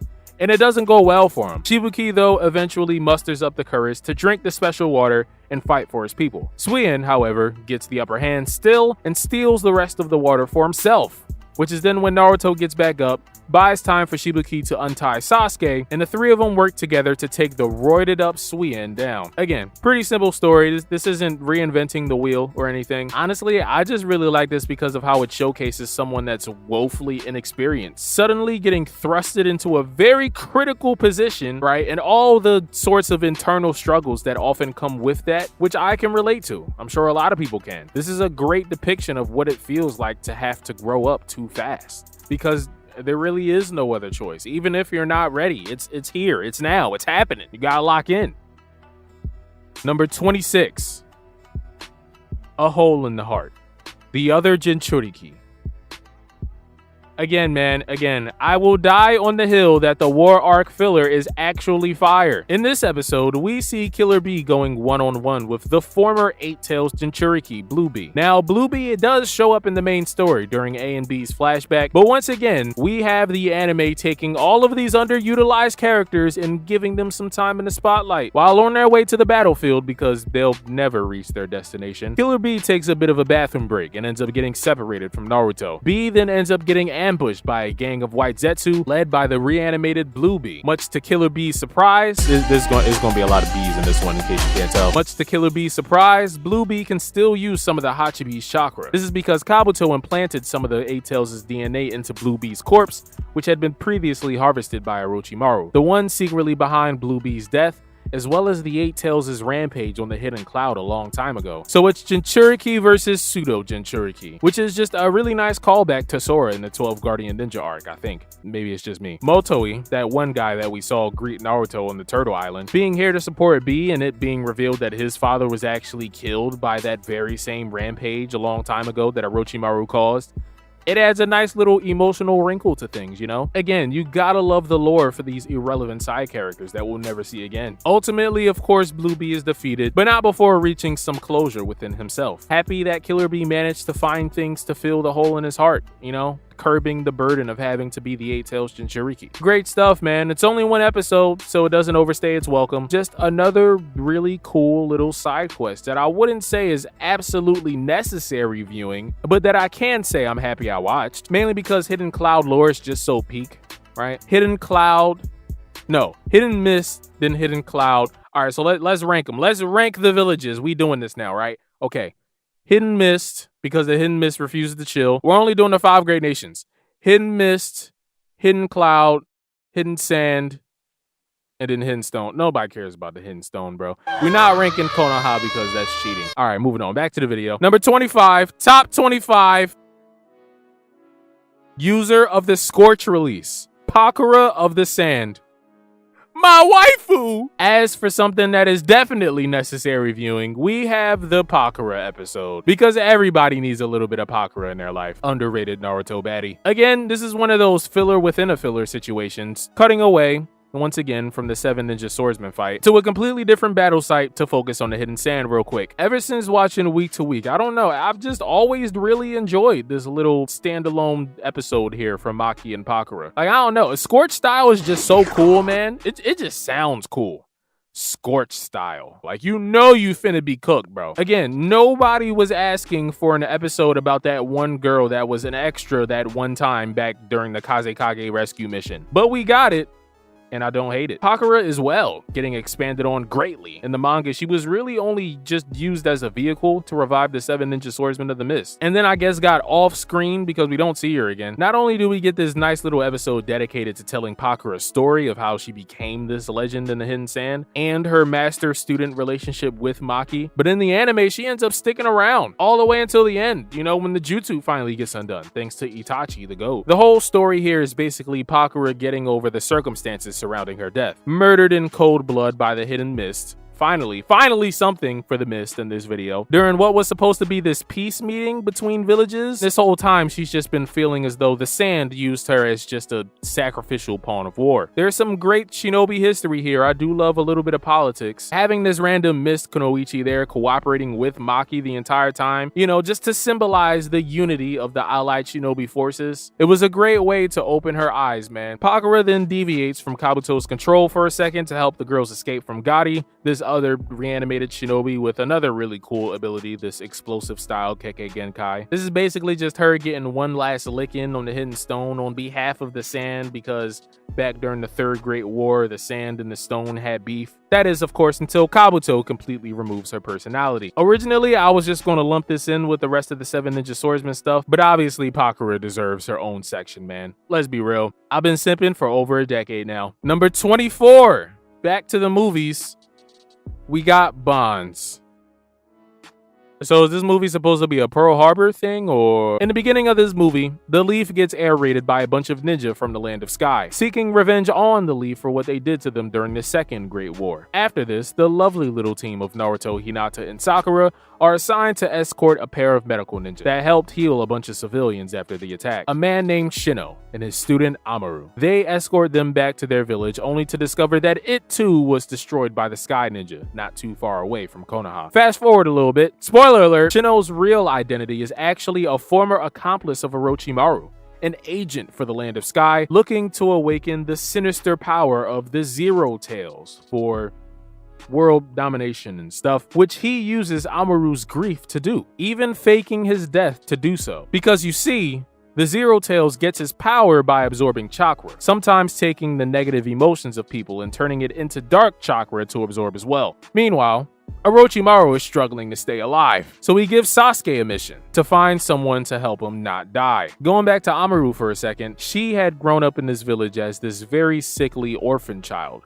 which got her ostracized from the village, much like Naruto was for being the Nine-Tailed Jinchuriki. That is until Shino cured her and took her under his wing. So a majority of this movie is Amaru just struggling with all of these conflicting emotions. All of these negative emotions, of course, used as fuel for the Zero Tails. Eventually, Naruto's and Sasuke's paths cross. Naruto to get revenge for Amaru and the Land of Fire as a whole, and Sasuke to bring Shino back, or at the very least get some information to help Orochimaru perfect his whole body soul transfer reincarnation jutsu thing. The Zero Tails goes berserk, but Naruto and Sasuke use their immense wells of respective cursed chakra to overload the monster, bringing Shino as well as his entire sky fortress crashing down. First of all, obviously Sasuke makes this movie cool, right? It's his only Shippuden movie after all, besides the last. The opening 5 minutes of this movie, I'm sure had all of the Japanese girls screaming back in 2008. And once again, Stockholm Syndrome, man. Good old emotional manipulation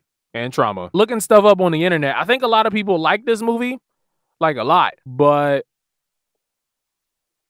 hot take incoming. Because at number 23, we got Naruto Shippuden, the movie. I'm sorry, man. This is my favorite movie from Shippuden, besides the obvious. Cap. Shion, man. I mean, first of all, not only do she got that shit on, damn, bro. Honestly, one of the drippiest looks in all of Naruto. But out of all of the Mary Sue, heir to the throne archetypes that we get in these movies, Shion is by far my favorite. Still to this day, a part of me ships Naruto and Shion together. In an alternate timeline, Boruto's mom is Shion, which I guess would also give him powers to see the future, which, hey, without giving away any spoilers, it kind of lines up. Back to Shion, though, and yeah, man, I do love a good tsundere. This movie actually starts out with Naruto dying. I remember this clickbait being on YouTube for years. However, this was all just a vision of the future, That's So Raven style, which is explained later when we meet Shion and she keeps telling Naruto about his impending death. This then leads to some funny moments of Naruto pretending to act hard, right? I hope you're not getting tired of him because it's another escort mission, ladies and gentlemen. Naruto, Sakura, Lee, and Neji, the team leader because Jonin, they are assigned to guard Shion on her way to eradicate this evil manifestation of all of the dark sides of humanity, basically, which is now currently possessing this guy named Yomi of his own volition. Only people from Shion's lineage can accomplish this, and obviously she's the last remaining descendant. All throughout this movie, it's this giant philosophical war between Naruto and Shion on if fate can be changed or not. So having Neji here for this is honestly just perfect casting. Ultimately, Naruto and Shion confront the evil spirit called Morio. Not that Morio. Naruto's bravery inspires Shion to finally take control of her own fate, altering the events that would have originally led to Naruto's death, and the two of them, with some help from everyone else on the outside, they work together to destroy Morio once and for all. Right away, of course, Lee and Neji being here doing stuff, it's about the only time they do stuff in Shippuden besides the first arc. The animation in this movie is on point, but you don't need me to tell you that. And most importantly, Taruho is the GOAT. The strongest aspect of this movie, though, still is the relationship between Naruto and Shion, man. It's kind of weird. Naruto in this movie plays almost like a Prince Charming type of role, but I like it, man. Them sharing chakra at the end for this huge final Rasengan attack. It's cute, man. What you want me to do? Compared to all the other chicks in Naruto's filler harem, Shion has always been the shining star. Number 22. We've been beating around the bush for a while. It's time to finally get into it. It's the third battle unit versus the 7 ninja swordsmen. Again, this is a weird one because it is canon sort of happening in the background across various episodes that we kind of just cut back to occasionally. Yeah, they could have dedicated some more time to them, but I feel like the goal was accomplished here. The goal of pitting over the 7 ninja swordsmen of the mist as serious threats in this war. These guys have been built up almost as much as Madara. For so long, we've been getting bits and pieces of lore, right? Weapons showing up in battles, descendants or acquaintances or former members of the group showing up here or there, there. Finally, we get to see all of them actually living up to their name. Sorta, not really all of them. The first episode here, 284, this one focuses on Genin Akabino, the one with the blunt sword that kinda also looks like an axe. And we see Sai struggling with using this dangerous sealing jutsu taught to him by Danzo, which he's apprehensive of using because he doesn't want to get consumed by all the negativity, nightmares, and trauma that he has, right? Episode 288 is about Kakashi and Might Guy in a tag team match against Jinpachi, the one with the sword that looks like a scroll, and Kushimaru, the one with the needle and wires. Probably my favorite, to be honest. Kakashi and Guy working together here brings them back to the days where they went on this mission one time with Rin, which the whole purpose of this fight is to buy time for this Kunoichi of the sealing team to finish her job with sealing, and she's coincidentally named Ran, which is just a nice little wink at the audience, I guess. 289 though is easily my favorite of the three, all about Ameyuri Ringo, the lightning release user with the twin blades, clashing with Omoi, another one of my favorites from the war, and a couple of other random cloud ninja. Once again, man, I'ma keep beating this dead horse. Once again, giving something for all these neglected characters to do. Showcasing a bunch of ninja that either had their battles trimmed down or cut completely from the manga, especially the 7 Ninja Swordsmen of the Mist, man, who were first mentioned way back during the Land of Waves in the first arc. They deserve this. They actually deserved more than this, but it's okay. I'll take what I can get. It was just fun seeing all their abilities and personalities on full display, especially Ameyuri Ringo, who's this fiery, battle-hungry sort of personality, kind of like Mereoleona from Black Clover if she was a hidden miss shinobi, who Omoi obviously then won the admiration of.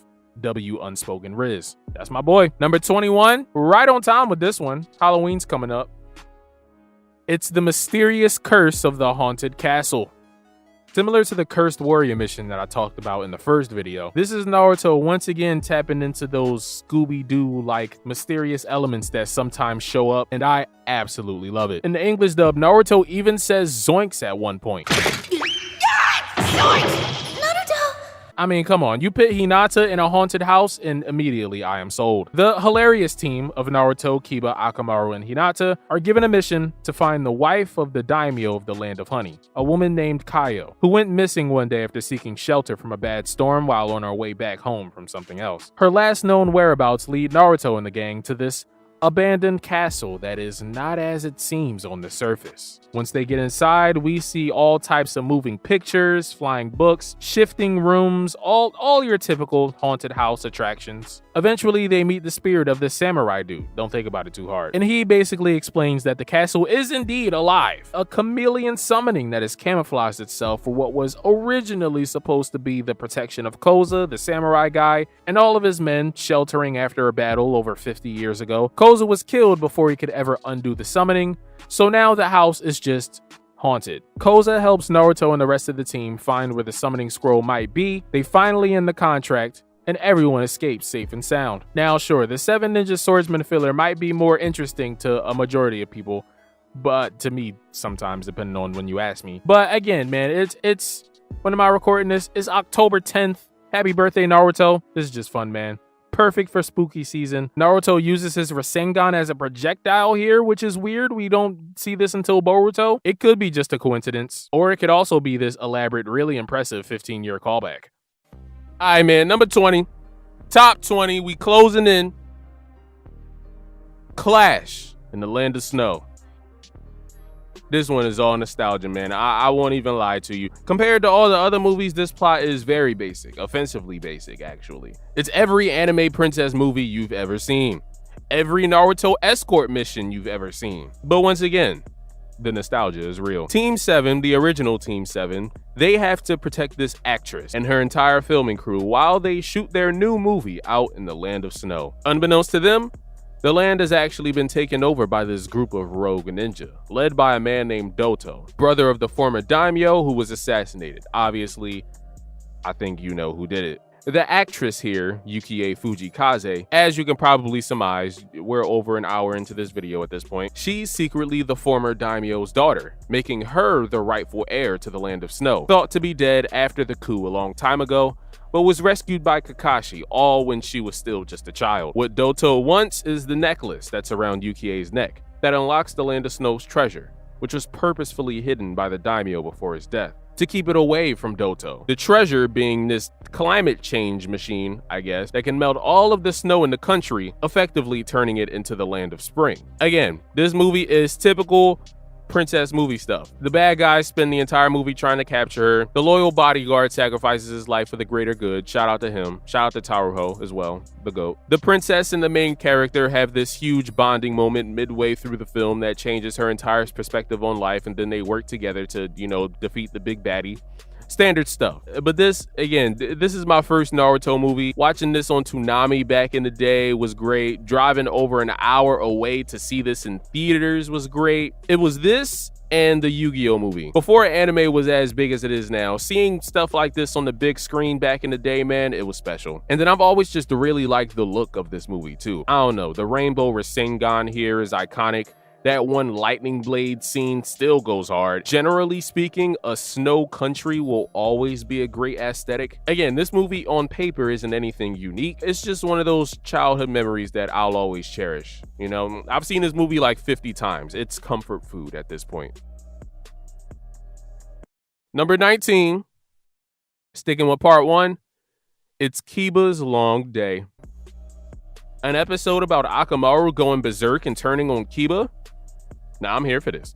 While on a mission, Akamaru unfortunately gets infected by this random bacteria that, once it spreads throughout the body, sends all animals into this uncontrollable rage. Naruto is then given a mission to monitor Akamaru, but fails miserably at being discreet. Kiba wants to believe that the dog is just having a bad day, until one night a bunch of ninja get mysteriously and brutally attacked in the forest. And the next morning, Kiba smells the scent of blood on Akamaru. This is when the Onbaa get involved, threatening to euthanize Akamaru, but for now, just detaining them so they can still investigate. Kiba, taking matters into his own hands, decides to abduct Akamaru from the vet, and the two of them then go on the run. Naruto and Kiba's sister Hana then chase after them with a cure that may or may not work, but Kiba won't even give him a chance, thinking that they're just trying to take Akamaru back to the vet to be put down. While all this is going on, the entire time Akamaru's condition has just been steadily worsening until eventually he just goes full monster mode. Kiba finally decides to hear Naruto out, but decides that he'll be the one to administer the potential antidote, which is then when giant Akamaru seemingly eats Kiba, only for it to be revealed later that Akamaru internally had been fighting all the way up until the end to protect his owner,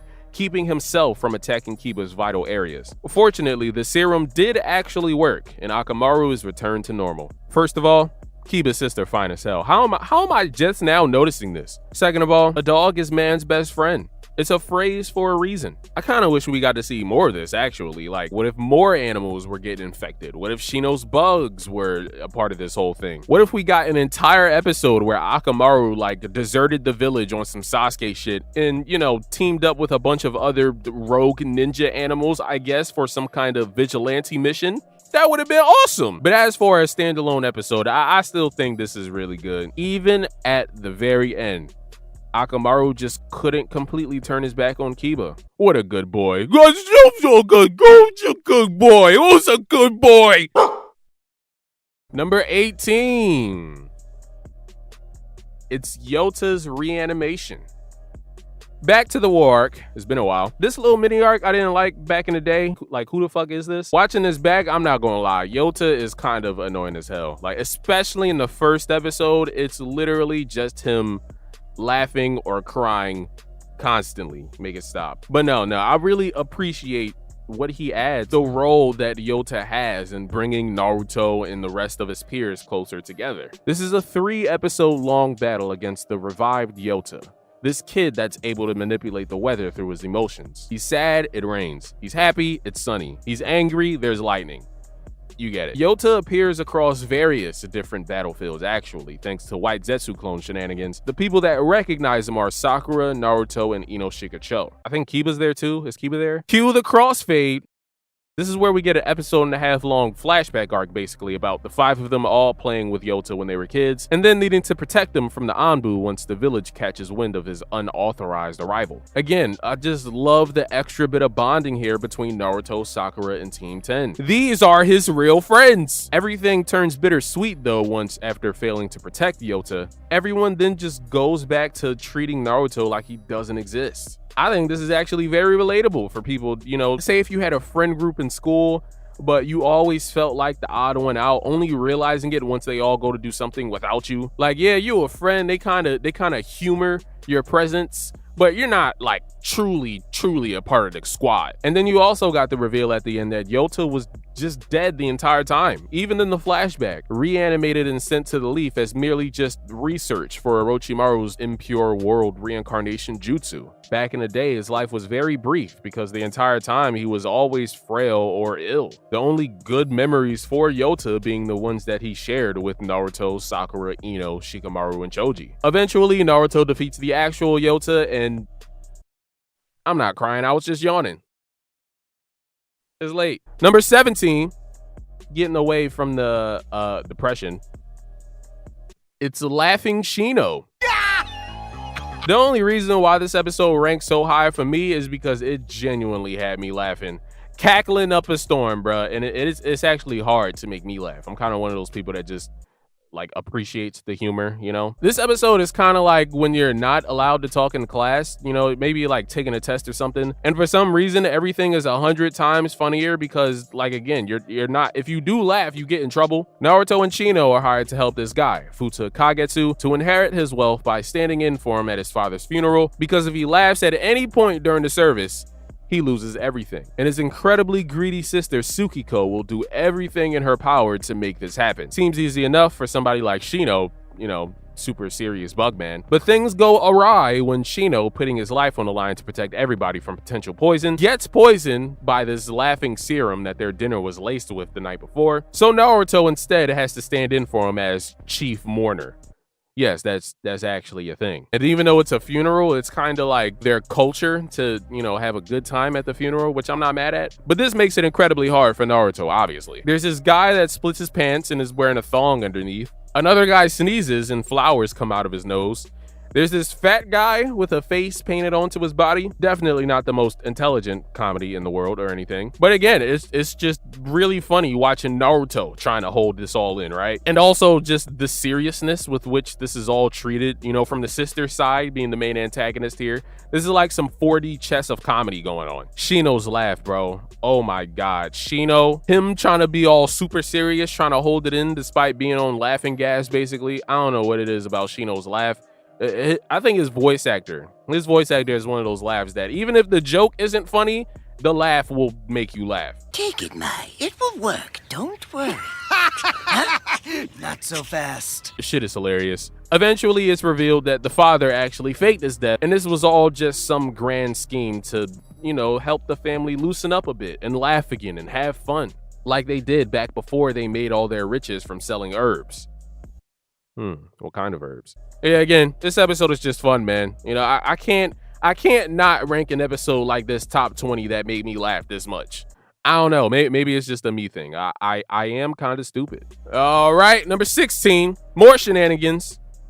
We got Naruto the Genie in the 3 Wishes. This OVA kind of feels like an episode of Tom and Jerry or like a Looney Tunes sketch or something. Like it feels much more like a skit, which makes sense now that I researched it. This was actually shown in theaters alongside the release of the Lost Tower movie back in 2010. Kind of like one of those Pixar shorts, you know? Everybody is enjoying their day off at the beach when Kakashi leaves to go get a drink from the vending machine. Naruto then finds this strange bottle in the sand and a magical genie emerges from it. Obviously, no one believes this is a real thing, so Naruto puts his abilities to the test and wishes for this giant barbecue feast, which is granted. Immediately, they start bickering over who gets the next wish. So Team 7 asks the, quite frankly, very impatient genie for just a few minutes to deliberate, which the genie then counts as a wish. That's just petty. So, with 1 wish left, Naruto, obviously using this as his golden opportunity to become Hokage, steals the magic bottle for himself and runs off, which incites this mad dash for the final wish. Ino, Kiba, Shino, all of Team Guy, everybody gets involved in this mess until the bottle somehow lands in Hinata's hands. Everyone then immediately proceeds to bombard Hinata, trying to convince her to hand over the bottle. Poor Hinata. This causes her to have this mental breakdown, about to destroy the bottle, until Shikamaru stops her with shadow possession and suggests a wish that benefits everybody.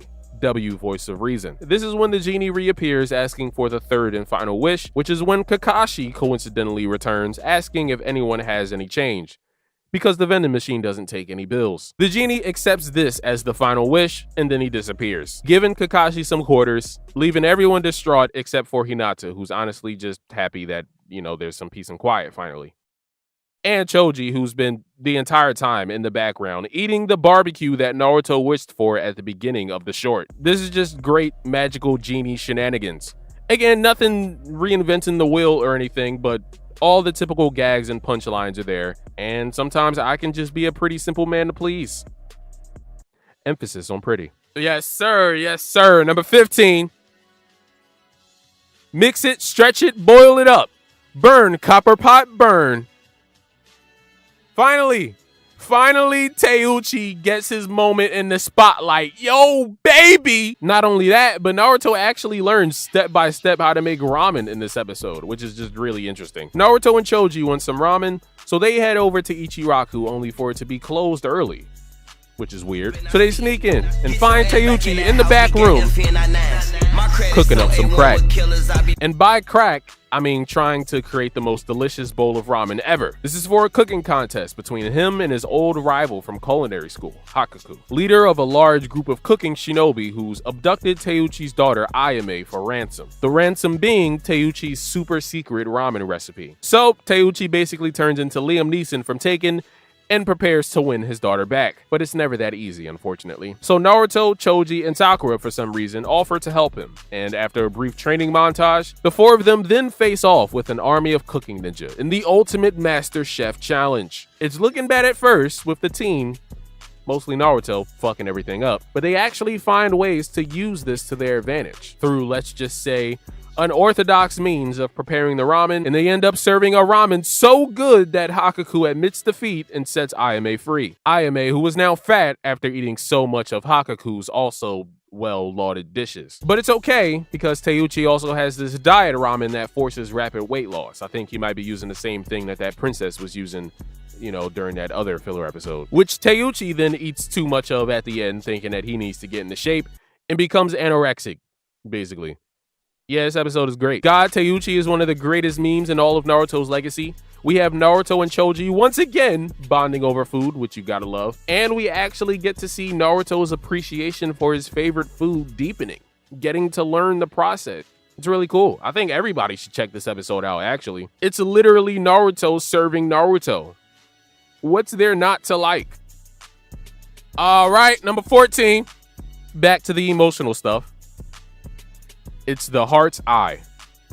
Spoiler alert for the rest of the video, but the Hyuga clan get all the best filler, bruh. Just the way the clan operates, the characters, the history that they have in the shinobi world, it's all just really interesting stuff. In my opinion, even more interesting than the Uchiha. I'm sorry. This episode is a wonderful little tale here that focuses on the relationship between Hinata and Neji. Going back to the Fourth Great Ninja War, while fighting side by side with Neji against a horde of white Zetsu, Hinata reminisces on a time when Neji had to be her caretaker. Cue the crossfade. We're taken back to part 1, after the Chunin exams, where Neji is put in charge of Hinata's training. During the summer of the next head of the clan's 13th year, they must complete a series of sparring matches. 1,000 sparring matches, I think, during which a bunch of secrets about the Gentle Fist get passed down to them. With Hiyashi out of the village for political reasons, Neji replaces him, and everything is going smoothly, or I guess as smoothly as it could be. That is until Hinata passes out from overexerting her Byakugan. This is especially troublesome because a little while before,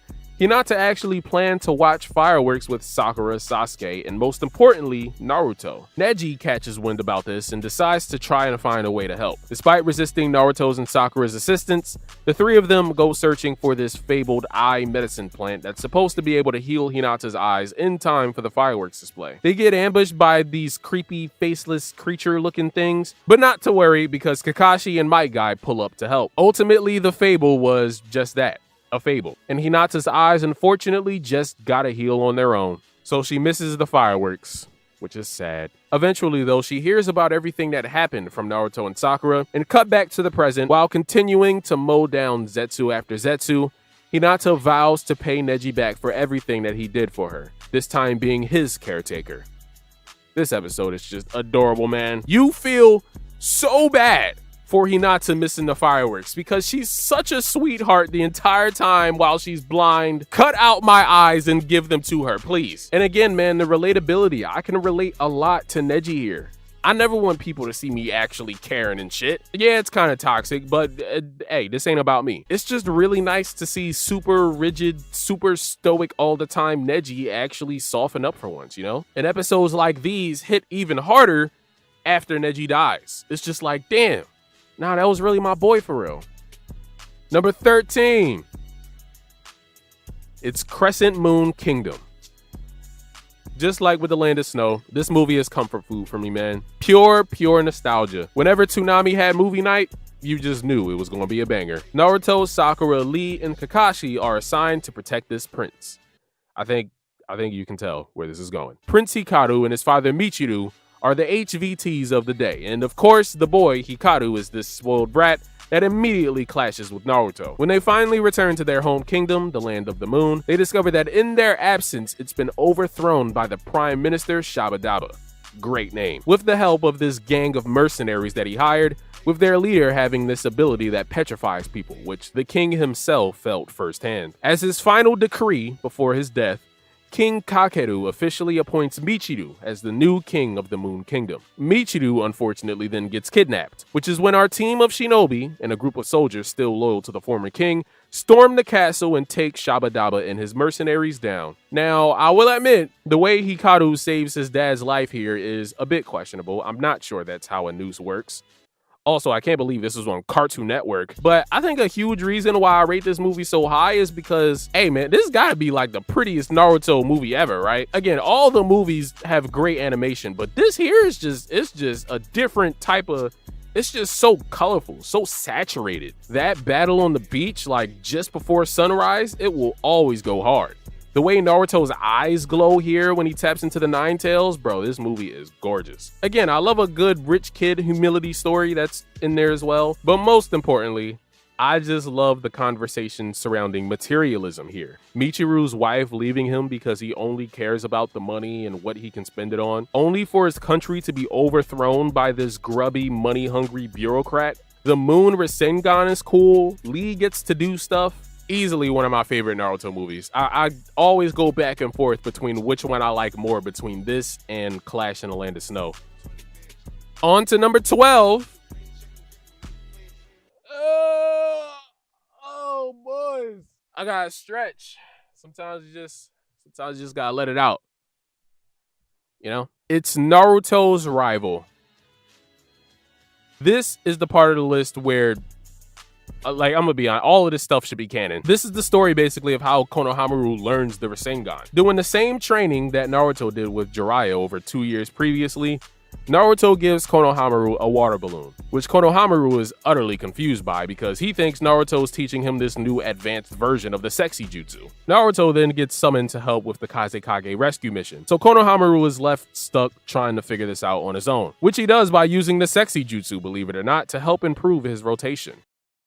Hey, whatever works for you, big dog. Once Naruto returns, though, that's when they begin stage 2, the rubber ball. And once again, this time at the expense of Ebisu and Iruka, Konohamaru looks to the sexy jutsu for inspiration because obviously the solution to all the world's problems is titties. That was all just the first episode. The second episode gets a little more serious though. After finally managing to pop the rubber ball, Konohamaru's next step is learning to master the Shadow Clone Jutsu. And this is all during the same time as Naruto's wind release chakra training. So Konohamaru challenges him to a race to see who can complete their training first. Unfortunately for Konohamaru, he loses the challenge.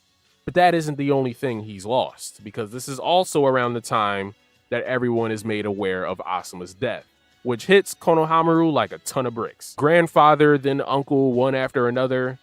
It's tough, you know? But it's okay, because it does motivate him, giving the young Genin a whole new sense of purpose. Fast forward a bit, not sure where Konohamaru is on his training, but now Naruto is leaving for Mount Myoboku, where he asks Konohamaru to take care of his treasured items. A box with his old jacket from part 1, as well as Kushina's scarf from the last, which is just a really nice Easter egg. And we all know what happens here, right? Pain attacks the leaf, and Konohamaru gets his W by defeating one of the paths using his brand new Rasengan. He did it, boys.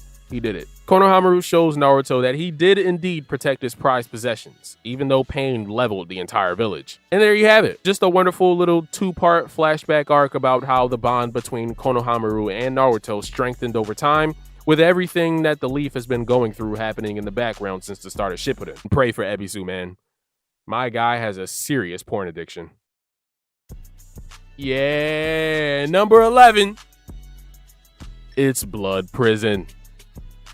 There's a reason why Impel Down is one of my favorite arcs in One Piece. I love a great prison break story. Within the first 15 minutes of this movie, I was absolutely hooked. So Naruto gets framed for this assassination attempt on the Raikage, right? And without any due process, because fuck democracy, he gets immediately thrown into Hozuki Prison, a high security prison in the Land of Grass, governed by each of the 5 nations, which also comes off as kind of a concentration camp too. There's a ton of corruption and abuse of the prisoners on full display constantly. It's kind of fucked up. Naruto obviously has trouble settling in, still trying to clear his name. That is until one day he wins over the hearts of all of his fellow prisoners after attempting to escape on his first day in. A feat which should be quite easy for Naruto, you know, being a ninja and all that, right? But is made incredibly difficult after getting this jutsu cast on him that severely limits his access to his chakra. So much so that he can only manage to summon one shadow clone at a time.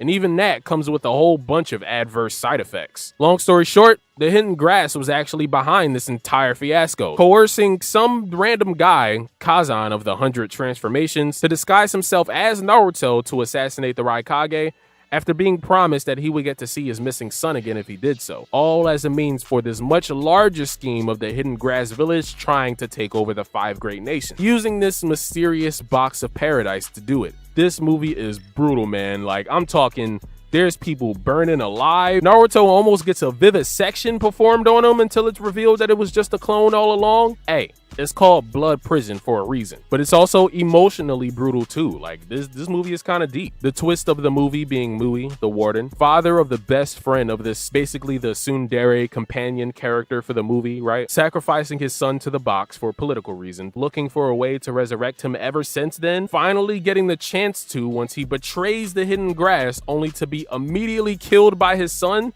is wild. The son, named Muku, he then transforms into this grotesque, like, Nen beast looking monster thing named Satori. And the rest of the movie is basically Naruto, Ryuzetsu, the tsundere girl that I just mentioned, and surprise, the still alive former prison warden Mui, working together to take this demonic creature down. The rest of Konoha then pull up, as well as Killer Bee, and this is when it's all revealed that it was actually all just a trick to uncover the deeper, darker secrets of the Hidden Grass. And I mean, hey, if I was Naruto, I would still be pissed. Honestly, this is one of those movies you can make a whole deep dive about, right? Like, the amount of character depth, Ryuzetsu, spoiler alert, at the end offering up her life in exchange for Naruto's ends up being a really impactful scene for me. But kissing Naruto right in front of Hinata, nah, that's wild disrespectful. The movie Riz strikes again. And now, it is time for the top 10. Kicking it off, we got Night of the Crescent Moon. Again, man, nobody asked for this. Who honestly cares about that one proctor from the preliminaries of the Chunin exam that smoked way too much weed before he clocked in? The extra mile that the anime staff took to make you care about these super irrelevant characters. Or at least make me care. You just gotta respect it, man. Back to the war arc, Kabuto this time is summoning the reanimated Hayate Gecko to be yet another pawn in his war against the shinobi world, which is basically just a fancy way of saying he just wanted some company in his dungeon hideout.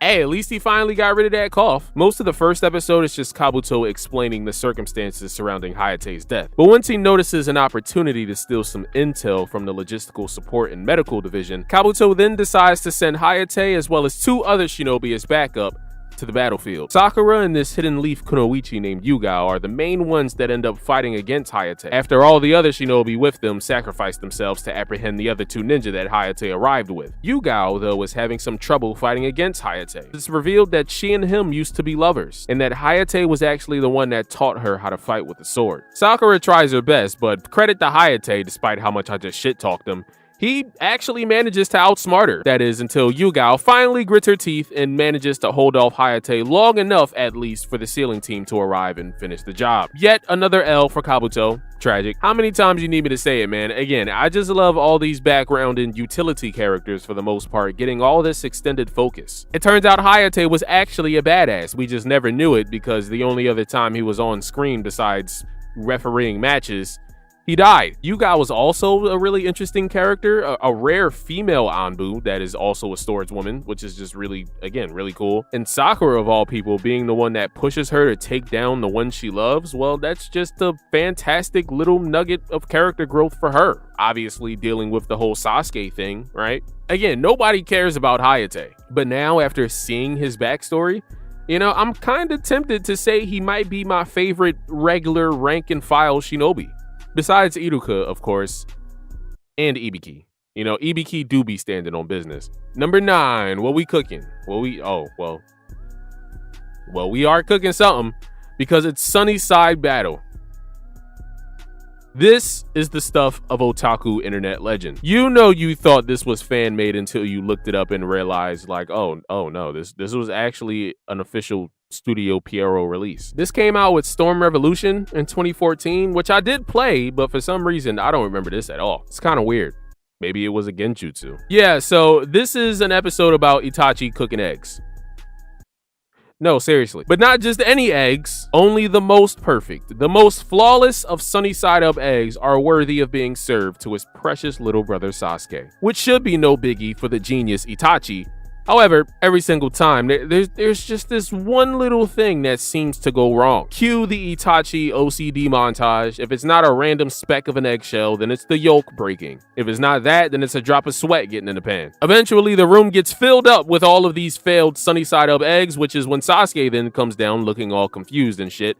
So Itachi pulls out his last resort, the Mangekyo Sharingan. Obviously, all the eggs turn into eyes. In the end, after a quick wardrobe change, Itachi, using chakra this time, finally makes the perfect eggs, only for Sasuke to taste them and say that he's had better eggs before. Oh, Sasuke.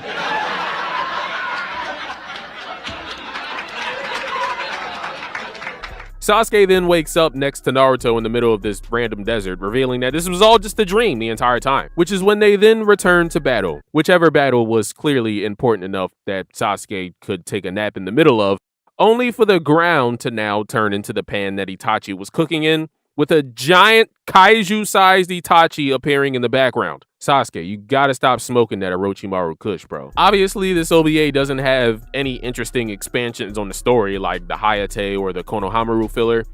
It's just Itachi tax, man. Easily one of the best characters in Naruto, one of the best older brother figures in all of Shonen, to be honest. This is just a wacky little example of how deeply Itachi cares for his younger brother. Ever since meeting Naruto at the beginning of Shippuden, he's been trying to get Sasuke to understand the importance of friendships. It's just that here, he's using breakfast food to do it. Number 8. I call it the childhood arc. This comes towards the tail end of Shippuden. It's basically 8 mini-stories about a select handful of characters. I call it the childhood arc because every single one of these stories chronicles the lives of Naruto, Hinata, Sasuke, Sakura, Gaara, Shikamaru, Jiraiya, and Kakashi all when they were young children. In that order. The stories aren't, anything terribly exciting. Some people might even call it boring. One episode is literally just Sasuke and Itachi having a sleepover. But it's the way that it's put together here that makes this insanely engaging, for me at least. This is Naruto at its melancholic best. There's very little OST used here. There's not even that many speaking lines. Just a lot of natural background noise and really interesting camera work carrying us through these scenes, and it's brilliant. I won't go through every single one of them one by one, but I will talk about my favorites. First, Naruto and Hinata. Anytime I see Naruto getting disrespected by the other villagers, I am immediately triggered. In a good way. It's a great backstory, really. But away from that, what this episode adds to the relationship between him and the third Hokage, it's just heartwarming, man. This episode is the reason why I'm always calling the third everybody's pop-up. He really is like Naruto's grandfather here. And then the Hinata story. Struggling with having to bear the weight of the clan on her shoulders, never being a natural fit for hand-to-hand combat, and then more mourning the loss of Neji's father, Hiyashi, only for Naruto to arrive at the end and fill her with all this inspiration, despite everything we just saw in his story. It's just sublime, man. And it's implied that this might be what makes Hinata fall for Naruto in the first place. Then you got my other favorite, Gaara and Shikamaru. First of all, Kid Gaara is just so adorable, bro. He's just so sweet, so innocent, man, it hurts. Full of all this childlike curiosity, asking Yashimaru a bunch of questions like, why is the sky blue? Why do we get hungry, Yashimaru? Why don't I have a mother? Well, this escalated quickly. Whole time, everyone is just treating him like this science project, throwing rocks and kunai at him, which never reach him because his sand automatically protects him. Everyone except Tamari and Kankuro, that is. I love that no matter what, Gaara's siblings have always been by his side, man. And then Shikamaru's story is just a day out with the homies. Him, Choji, and Naruto getting in trouble together at school, forced to stay late, only to fall asleep during detention, and then wandering around the village at night afterwards. Once again, proving how Shikamaru and Choji are Naruto's true best friends. They just didn't know it yet. Again, Sasuke's is about a day spent with Itachi. Jiraiya's is a campfire with the Sannin on a mission. Sakura's is about how she met Ino. Each of these episodes are, again, like really down tempo, really like low frequency type of thing. But these are all still just very interesting character pieces that, in my opinion, works really well as part of this giant epilogue for the Naruto series. Pause. Number 7. Boys, the time has come. Gotta see, gotta know. Kakashi Sensei's true face. I don't know, man. Maybe it's just the nostalgia. This episode is so iconic. Honestly, up there with some of the best anime filler ever made. Again, this isn't the only time we see this concept used for an episode in Naruto, but compared to the other one from Shippuden, this is so much funnier, it's not even funny. Yes, I know that's an oxymoron. Naruto, Sakura, and Sasuke team up to try and find out what Kakashi's face looks like underneath his mask. From minute 1, it's just gag after joke after gag. The recurring gag at Ichiraku Ramen with Kakashi bracing himself for all these potential sneak attacks. You gotta love it. Naruto, Sakura, and Sasuke each failing individually to spy on Kakashi. Naruto accidentally spilling some soup on Kakashi only for him to flip the dinner table in defense, which is equally as absurd. This trio of hooligans popping up, seeking revenge on Kakashi because he stole the heart of this girl that the trio's leader was trying to rizz up back in the day, only for him to literally beat the shit out of them, whole time not even remembering who they are. And then, of course, the ultimate swerve at the end, Kakashi having another mask under his mask. And honestly, there's so much more that, to be honest, explaining the joke makes it unfunny. Just go watch the episode, man. I love seeing Sasuke and Sakura getting dragged into Naruto's nonsense. This kind of feels like an episode of Ed, Edd n Eddy, with Naruto being this fusion of Eddie and Ed, I guess, and the role of Double D being split between Sakura and Sasuke. You are doing yourself an absolute disservice if you skip this episode just because it's slice of life. All right, on to number 6. We got the soul living inside the puppet. As much as I love the episode about Kakashi's mask, I don't think you need to watch it, right? I mean, you definitely be missing out, but I don't think you need to watch it. This episode, I feel like, is super important for Granny Chiyo's character. Still dragging out anticipation for the impending arrival of Madara Uchiha, this episode sees the reanimated Chiyo and Kimimaro clashing with Mifune's battalion, which also includes Kankuro. Actually, Mifune's lucky that Kankuro's there, because Chiyo here is using her chakra threads to control all of his soldiers. Once Chiyo sees Kankuro, though, using the Sasori puppet, as well as the mother and father puppets, it immediately summons all of these regrets within her, feeling as though she let down Sasori, being an inadequate caretaker for him after the death of his parents. She recalls a time once when Sasori had a friend named Komushi, his only friend, actually, and her only link to Sasori, who was utterly closed off emotionally speaking. One day, Komushi accidentally ingested this deadly poison that he and Sasori were working on, which he died from, obviously, leaving his mother behind, full of tears, pleading with Sasori and Chiyo to bring him back, which Sasori sort of honored by creating a puppet out of his likeness. Cut back to the present, and despite Chiyo's initial disapproval of Kankuro using the Sasori puppet, she comes to respect him after he explains to her that not only did Sasori himself entrust his puppets to Kankuro a little earlier on in the war, which is canon, but he's also fully aware of the true purpose of puppets, keeping the will of their crafter as well as the people that they were based on alive. It's a beautiful little bonding moment between Chiyo and Kankuro here. She then starts trolling him towards the end, just having fun with the battle. It's really wholesome. Despite seeming like this soulless void of emotion all the time, almost like a living puppet, underneath all of that numbness, Sasori is just a big softie, still traumatized from losing his own parents and constantly seeing Komoshi being smothered in the love of his parents. He could have just gone full villain mode there and then, but no, he still has some empathy, enough at least to make the decision to immortalize his friend as a puppet. And then also just bonus points to the art and animation in this episode, bruh. It is so clean. Again, some of these filler episodes are definitely better than others, but also, again, when it comes to tying up all these loose ends and giving all these side characters something to do, the anime just did it better, man. On to the next one, number 5.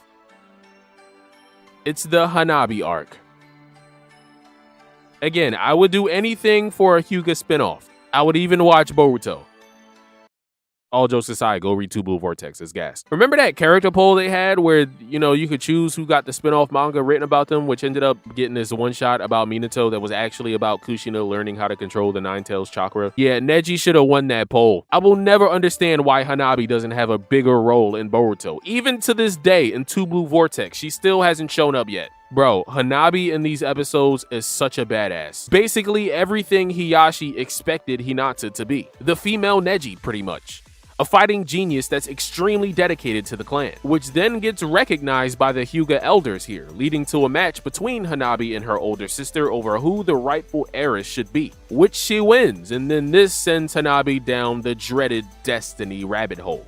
Again, similar to Neji. Time passes by in the background, cutting to everybody visiting Hinata in the hospital after her brutal match with Neji during the Chunin exams, which is where Hinata then declares to everybody that never giving up is her ninja way. Of course, we all know what happens after this, so here's when we see Hanabi witnessing firsthand Neji's loss to Naruto in the finals. Fast forward even more, now we get Hanabi hearing about Hinata's courageous acts in the battle against Pain, while the rest of the Hyuga were out of the village. All of this ultimately helps Hanabi respect and admire her older sister once again, which she then uses as motivation during her training. I feel like this is really interesting because this is pretty much a story of a pampered, sheltered child learning how to develop her own opinions, her own perspective of the world, right? Not just merely regurgitating the same old rigid rhetoric drilled into her head by some jaded old men. Hinata is the black sheep of the Hyuga clan, but she's also Hanabi's sister. And even though she isn't necessarily adept at fighting or anything, she has more guts and a bigger heart than anyone else in her family, which Hanabi is able to recognize all on her own.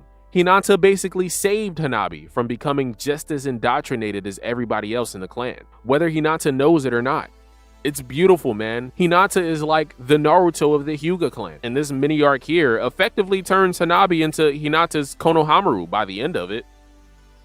Again, it's just a shame that Hanabi never gets anything important to do in the story. Next, number 4. Chunin exam on fire. Naruto versus Konohamaru. Because you know there had to be at least one Chunin exam on this list, right? This is an OVA that came out in theaters alongside the Blood Prison movie in 2011. And this is brilliant, man. Absolutely brilliant. This is an 11-minute special about Konohamaru participating in his first Chunin exams. And Naruto's there too, for his, 14th? They both end up getting paired together for a match in the preliminaries. And Konohamaru gives it his all, but it's just utterly unmatched against the post-Pain arc Naruto. Which this is an incredibly unique position for someone like Naruto, because the crowd here really starts getting behind Konohamaru. Konohamaru's the underdog here, and it fires him up, no pun intended, to throw one last barrage of attacks at Naruto. Finally able to land a punch on him, only for Naruto to get back up and turn on Sage Mode. Tragic. This, however, is a breach of the rules, which of course neither Naruto or Konohamaru were paying attention to at the beginning. Naruto gets disqualified, and Konohamaru is declared the winner. The role reversal here is just phenomenal. This time, Naruto is the overpowered fighting genius, expected to win without a challenge, while Konohamaru is the underdog, completely outclassed but refusing to give up. It's Naruto's whole thing, right? And the way they flip it on its head here, it really is genius. Mad props to Naruto for respecting Konohamaru as an opponent and not holding back. I mean, he did ask for it. Konohamaru eventually goes on to pass the entire exam, becoming a Chunin, making Naruto his subordinate now, still being a Genin. I mean, come on, guys. This is the man that just defeated Pain and saved the village. Cut him some slack. All right. As I rub my hands. Ooh! Because at number 3, it's the formation of Team Minato. Kakashi's backstory just never gets old, man. It never, ever gets old. This is a story about Team Minato's first days together, serving as a bit of little extra build-up for the moment Kakashi and Obito finally start working together again to take down Madara. Cue the crossfade one last time. We are taken back to Obito's academy days, where he overhears a bunch of people complaining about going on missions with Kakashi, because teamwork is definitely not one of his priorities, let's just say that. Obito tries to confront Kakashi about it, only to be brushed off, which Obito being Obito, only fires him up to surpass him and humble him. Graduation is right around the corner, which Obito misses completely, being late as per the usual, but it's okay, because Rin is there waiting for him, and she holds a mock graduation for Obito, also announcing what teams they were assigned to. Cut to Team Minato's first training exercise, the bell test, which we don't see, unfortunately, but they all pass, obviously, and they start going on missions. They start off as just a bunch of odd jobs, but one day they end up getting the C-rank mission to escort some shinobi delivering a scroll with a missive on it. The mission turns into an absolute shit show. There's an ambush, decoy, scrolls, and everything. Meanwhile, Obito and Kakashi are clashing the entire time about the idea of leaving people behind, but after a little bit of delegation, splitting up, and a little bit of Minato flexing, the team finally managed to send the correct ninja with the true scroll on his way. Only for Kakashi to then hypothesize that both of the scrolls were actually fake, and that this entire thing was just a decoy mission to distract the enemy. Cue the crossfade back to the present now, and Kakashi helps transport Obito to Sakura to give Naruto the last of his tailed beast chakra. This is peak. This is what filler should actually be used for, instead of cutting away to whole arcs that have nothing to do with the current story at hand. Yes, there is a such thing as too many flashback arcs, just refer to the beginning of the video. And yes, this does also recap the Battle of Hanabi Bridge yet again, but I think the reason why I don't really mind this at all is because this kind of comes off as a necessary part 2 to Kakashi's original flashback arc, the boyhood arc. It's just that this time it's from Obito's perspective instead of Kakashi's. Again, as far as I'm concerned, this isn't even really filler. All right, number 2. It's Road the Ninja. It's the best Naruto movie ever made. It's not even close. Some might say this is actually too low, and it's technically canon, but not really, because I think this is supposed to happen after Naruto's battle with the Nine Tails and his whole training with B and everything, and everyone is supposed to be at war and stuff, but here we are in the village like nothing is going on, like the 4th Shinobi War isn't a thing. Regardless of whichever timeline this takes place in, this story is brilliant on just so many levels, man. Like, this is... How much time we got? Let the Yap Fest begin. This is a tale about Naruto and Sakura getting transported to a false Genjutsu world by Toby, where they basically swap places Freaky Friday style, and everything else is the opposite of what it's supposed to be. Kiba likes cats, Shino hates bugs and has a small...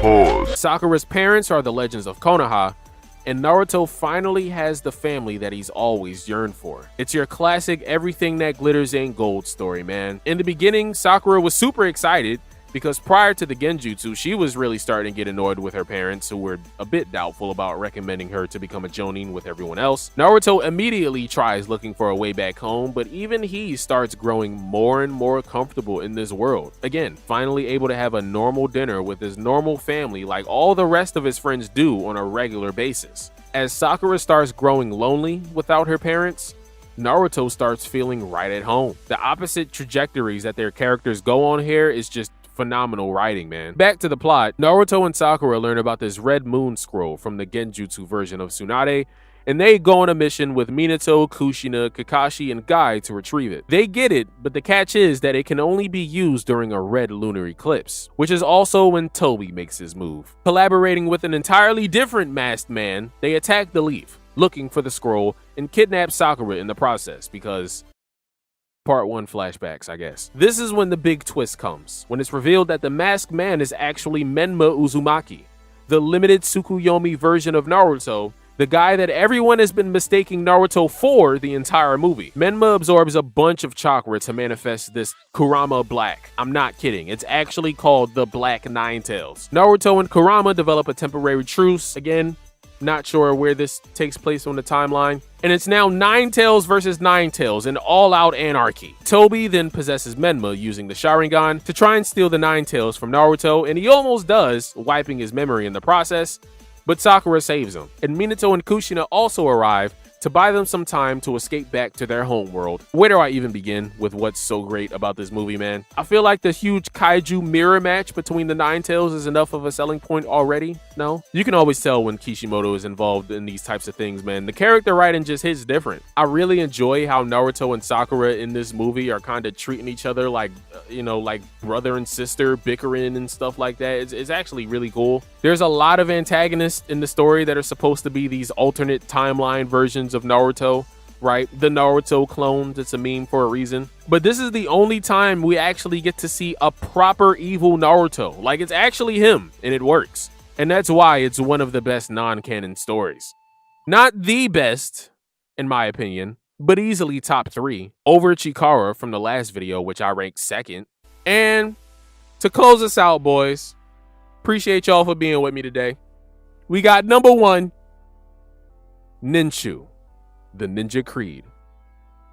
A lot of people still don't like the end of Naruto, the introduction of the Otsutsuki and all that. You know what? I'm not even going to try and convince you. I hated how they treated Madara too. But if there's one thing that I love in any medium of fiction, it's a good origin story. This is the origin story of Hagoromo's 2 sons, Indra and Asura, and consequentially, the entire existence of Shinobi as we know it. Now, this is different from the Kaguya backstory a couple of episodes earlier. Some of that is filler fluff, but it's all the same story that tells Naruto and Sasuke in the manga, just stretched out to be 5 episodes long. Cutting back to the site where Kaguya first reappeared, the spirit of Hagoromo decides to explain to the previous 4 Hokage how this whole reincarnation thing works with Naruto and Sasuke. But first, before he gets to that, he has to explain the origins of Ninshu, the peaceful and communal initial purposes of chakra. So the first episode basically is all about Ninja Jesus on his nomadic journey throughout the land, seeking places to release each of the tailed beasts. Along the way, he finds this broken bridge and decides to repair it plank by plank, despite being a literal god, which ends up convincing this criminal, originally using the broken bridge as a way to finesse people, to help out, eventually becoming Hagoromo's apprentice and the first student of Ninshu. Hagoromo then continues to repeat this process for every bridge that he comes across, amassing a pretty large following along the way, which is how chakra ends up first getting spread throughout the world. Eventually, Hagoromo settles down and has some kids. This is where the story of Indra and Asura begin. And this is basically all just a microcosm of Naruto and Sasuke's and Hashirama and Madara's stories just combined into one. Indra is the natural born genius with a very black and white, rigid perspective of the world. Asura is the very nice, very personable one, but also the very knuckleheaded remedial student. Fast forward a couple of years, and now Hagoromo has to appoint his successor. So he sends both of the boys on similar quests to provide some assistance for a couple of villages affected by the Ten Tails' rampage a while ago. While Indra completes his mission with ease, only returning after a few days, it takes over a year for Asura to return, but when he does, he returns with followers and a much more thorough solution to his mission. So Hagoromo decides to name Asura as his successor, to the surprise of absolutely everyone, including Asura himself. Indra, after years of having Zetsu in his ear influencing him, finally snaps, and this is when the brothers run a mythical fade, only for Asura with his new inherited sage powers to defeat his brother. Indra escapes, but during his final meeting with his father on his deathbed, he vows to never acknowledge his brother, and that he will take him down eventually, even if it takes his soul having to reincarnate across generations to do so. It's literally every single one of the warring ideologies introduced all throughout Naruto just compiled together. Love versus hate, Which is the most powerful emotion? Might makes right versus empathy. Which is the proper way to govern a body of people? Natural talent versus the grind. What defines greatness? It's incredible, man. Indra might be strict and extremely cutthroat, but Asura can also be really gullible, and for a long time, was kinda ass. Indra had all the tools, but he relied too much on himself, which got exposed when it was explained that he simply just gave the people some water, compared to Asura, who actually helped the people find the water themselves, doing the same type of painstaking work that Hagoromo did with the bridges at the beginning. It's why he amassed so many followers. It's the classic phrase, man. If you give a man a fish, you feed him for a day. But if you teach a man to fish, you feed him for a lifetime. There's the whole idea of imposter syndrome being thrown around here, with Asura believing that Indra was always meant to be the chosen one. It could never be him, right? And mind you, this is all just the metaphorical stuff. We haven't even gotten to the actual Naruto lore introduced here, like Indra being the one to create seals and jutsu, the awakening of the first ever Mangekyo Sharingan, Zetsu altering the Uchiha Stone Tablet, effectively rewriting history. Again, I understand the people that denounce the whole Otsutsuki reincarnation child of prophecy thing. I could do without the old toad sage telling Hagoromo about this mysterious blue-eyed youth unifying the world one day, right? It's unnecessary. However, all of these larger philosophical debates surrounding people like Indra and Asura, Naruto, Sasuke, Madara, Obito, Nagato, Itachi, Kakashi, Neji, everybody, man. That's the sort of stuff that I enjoy the series for. And this arc is just a wonderful, phenomenal snow globe-like encapsulation of all of that. And that's why it's at the top for me. Peace out, y'all. If it's me, I apologize. I'm just high. So sometimes I'll just emphasize. I'm just shy.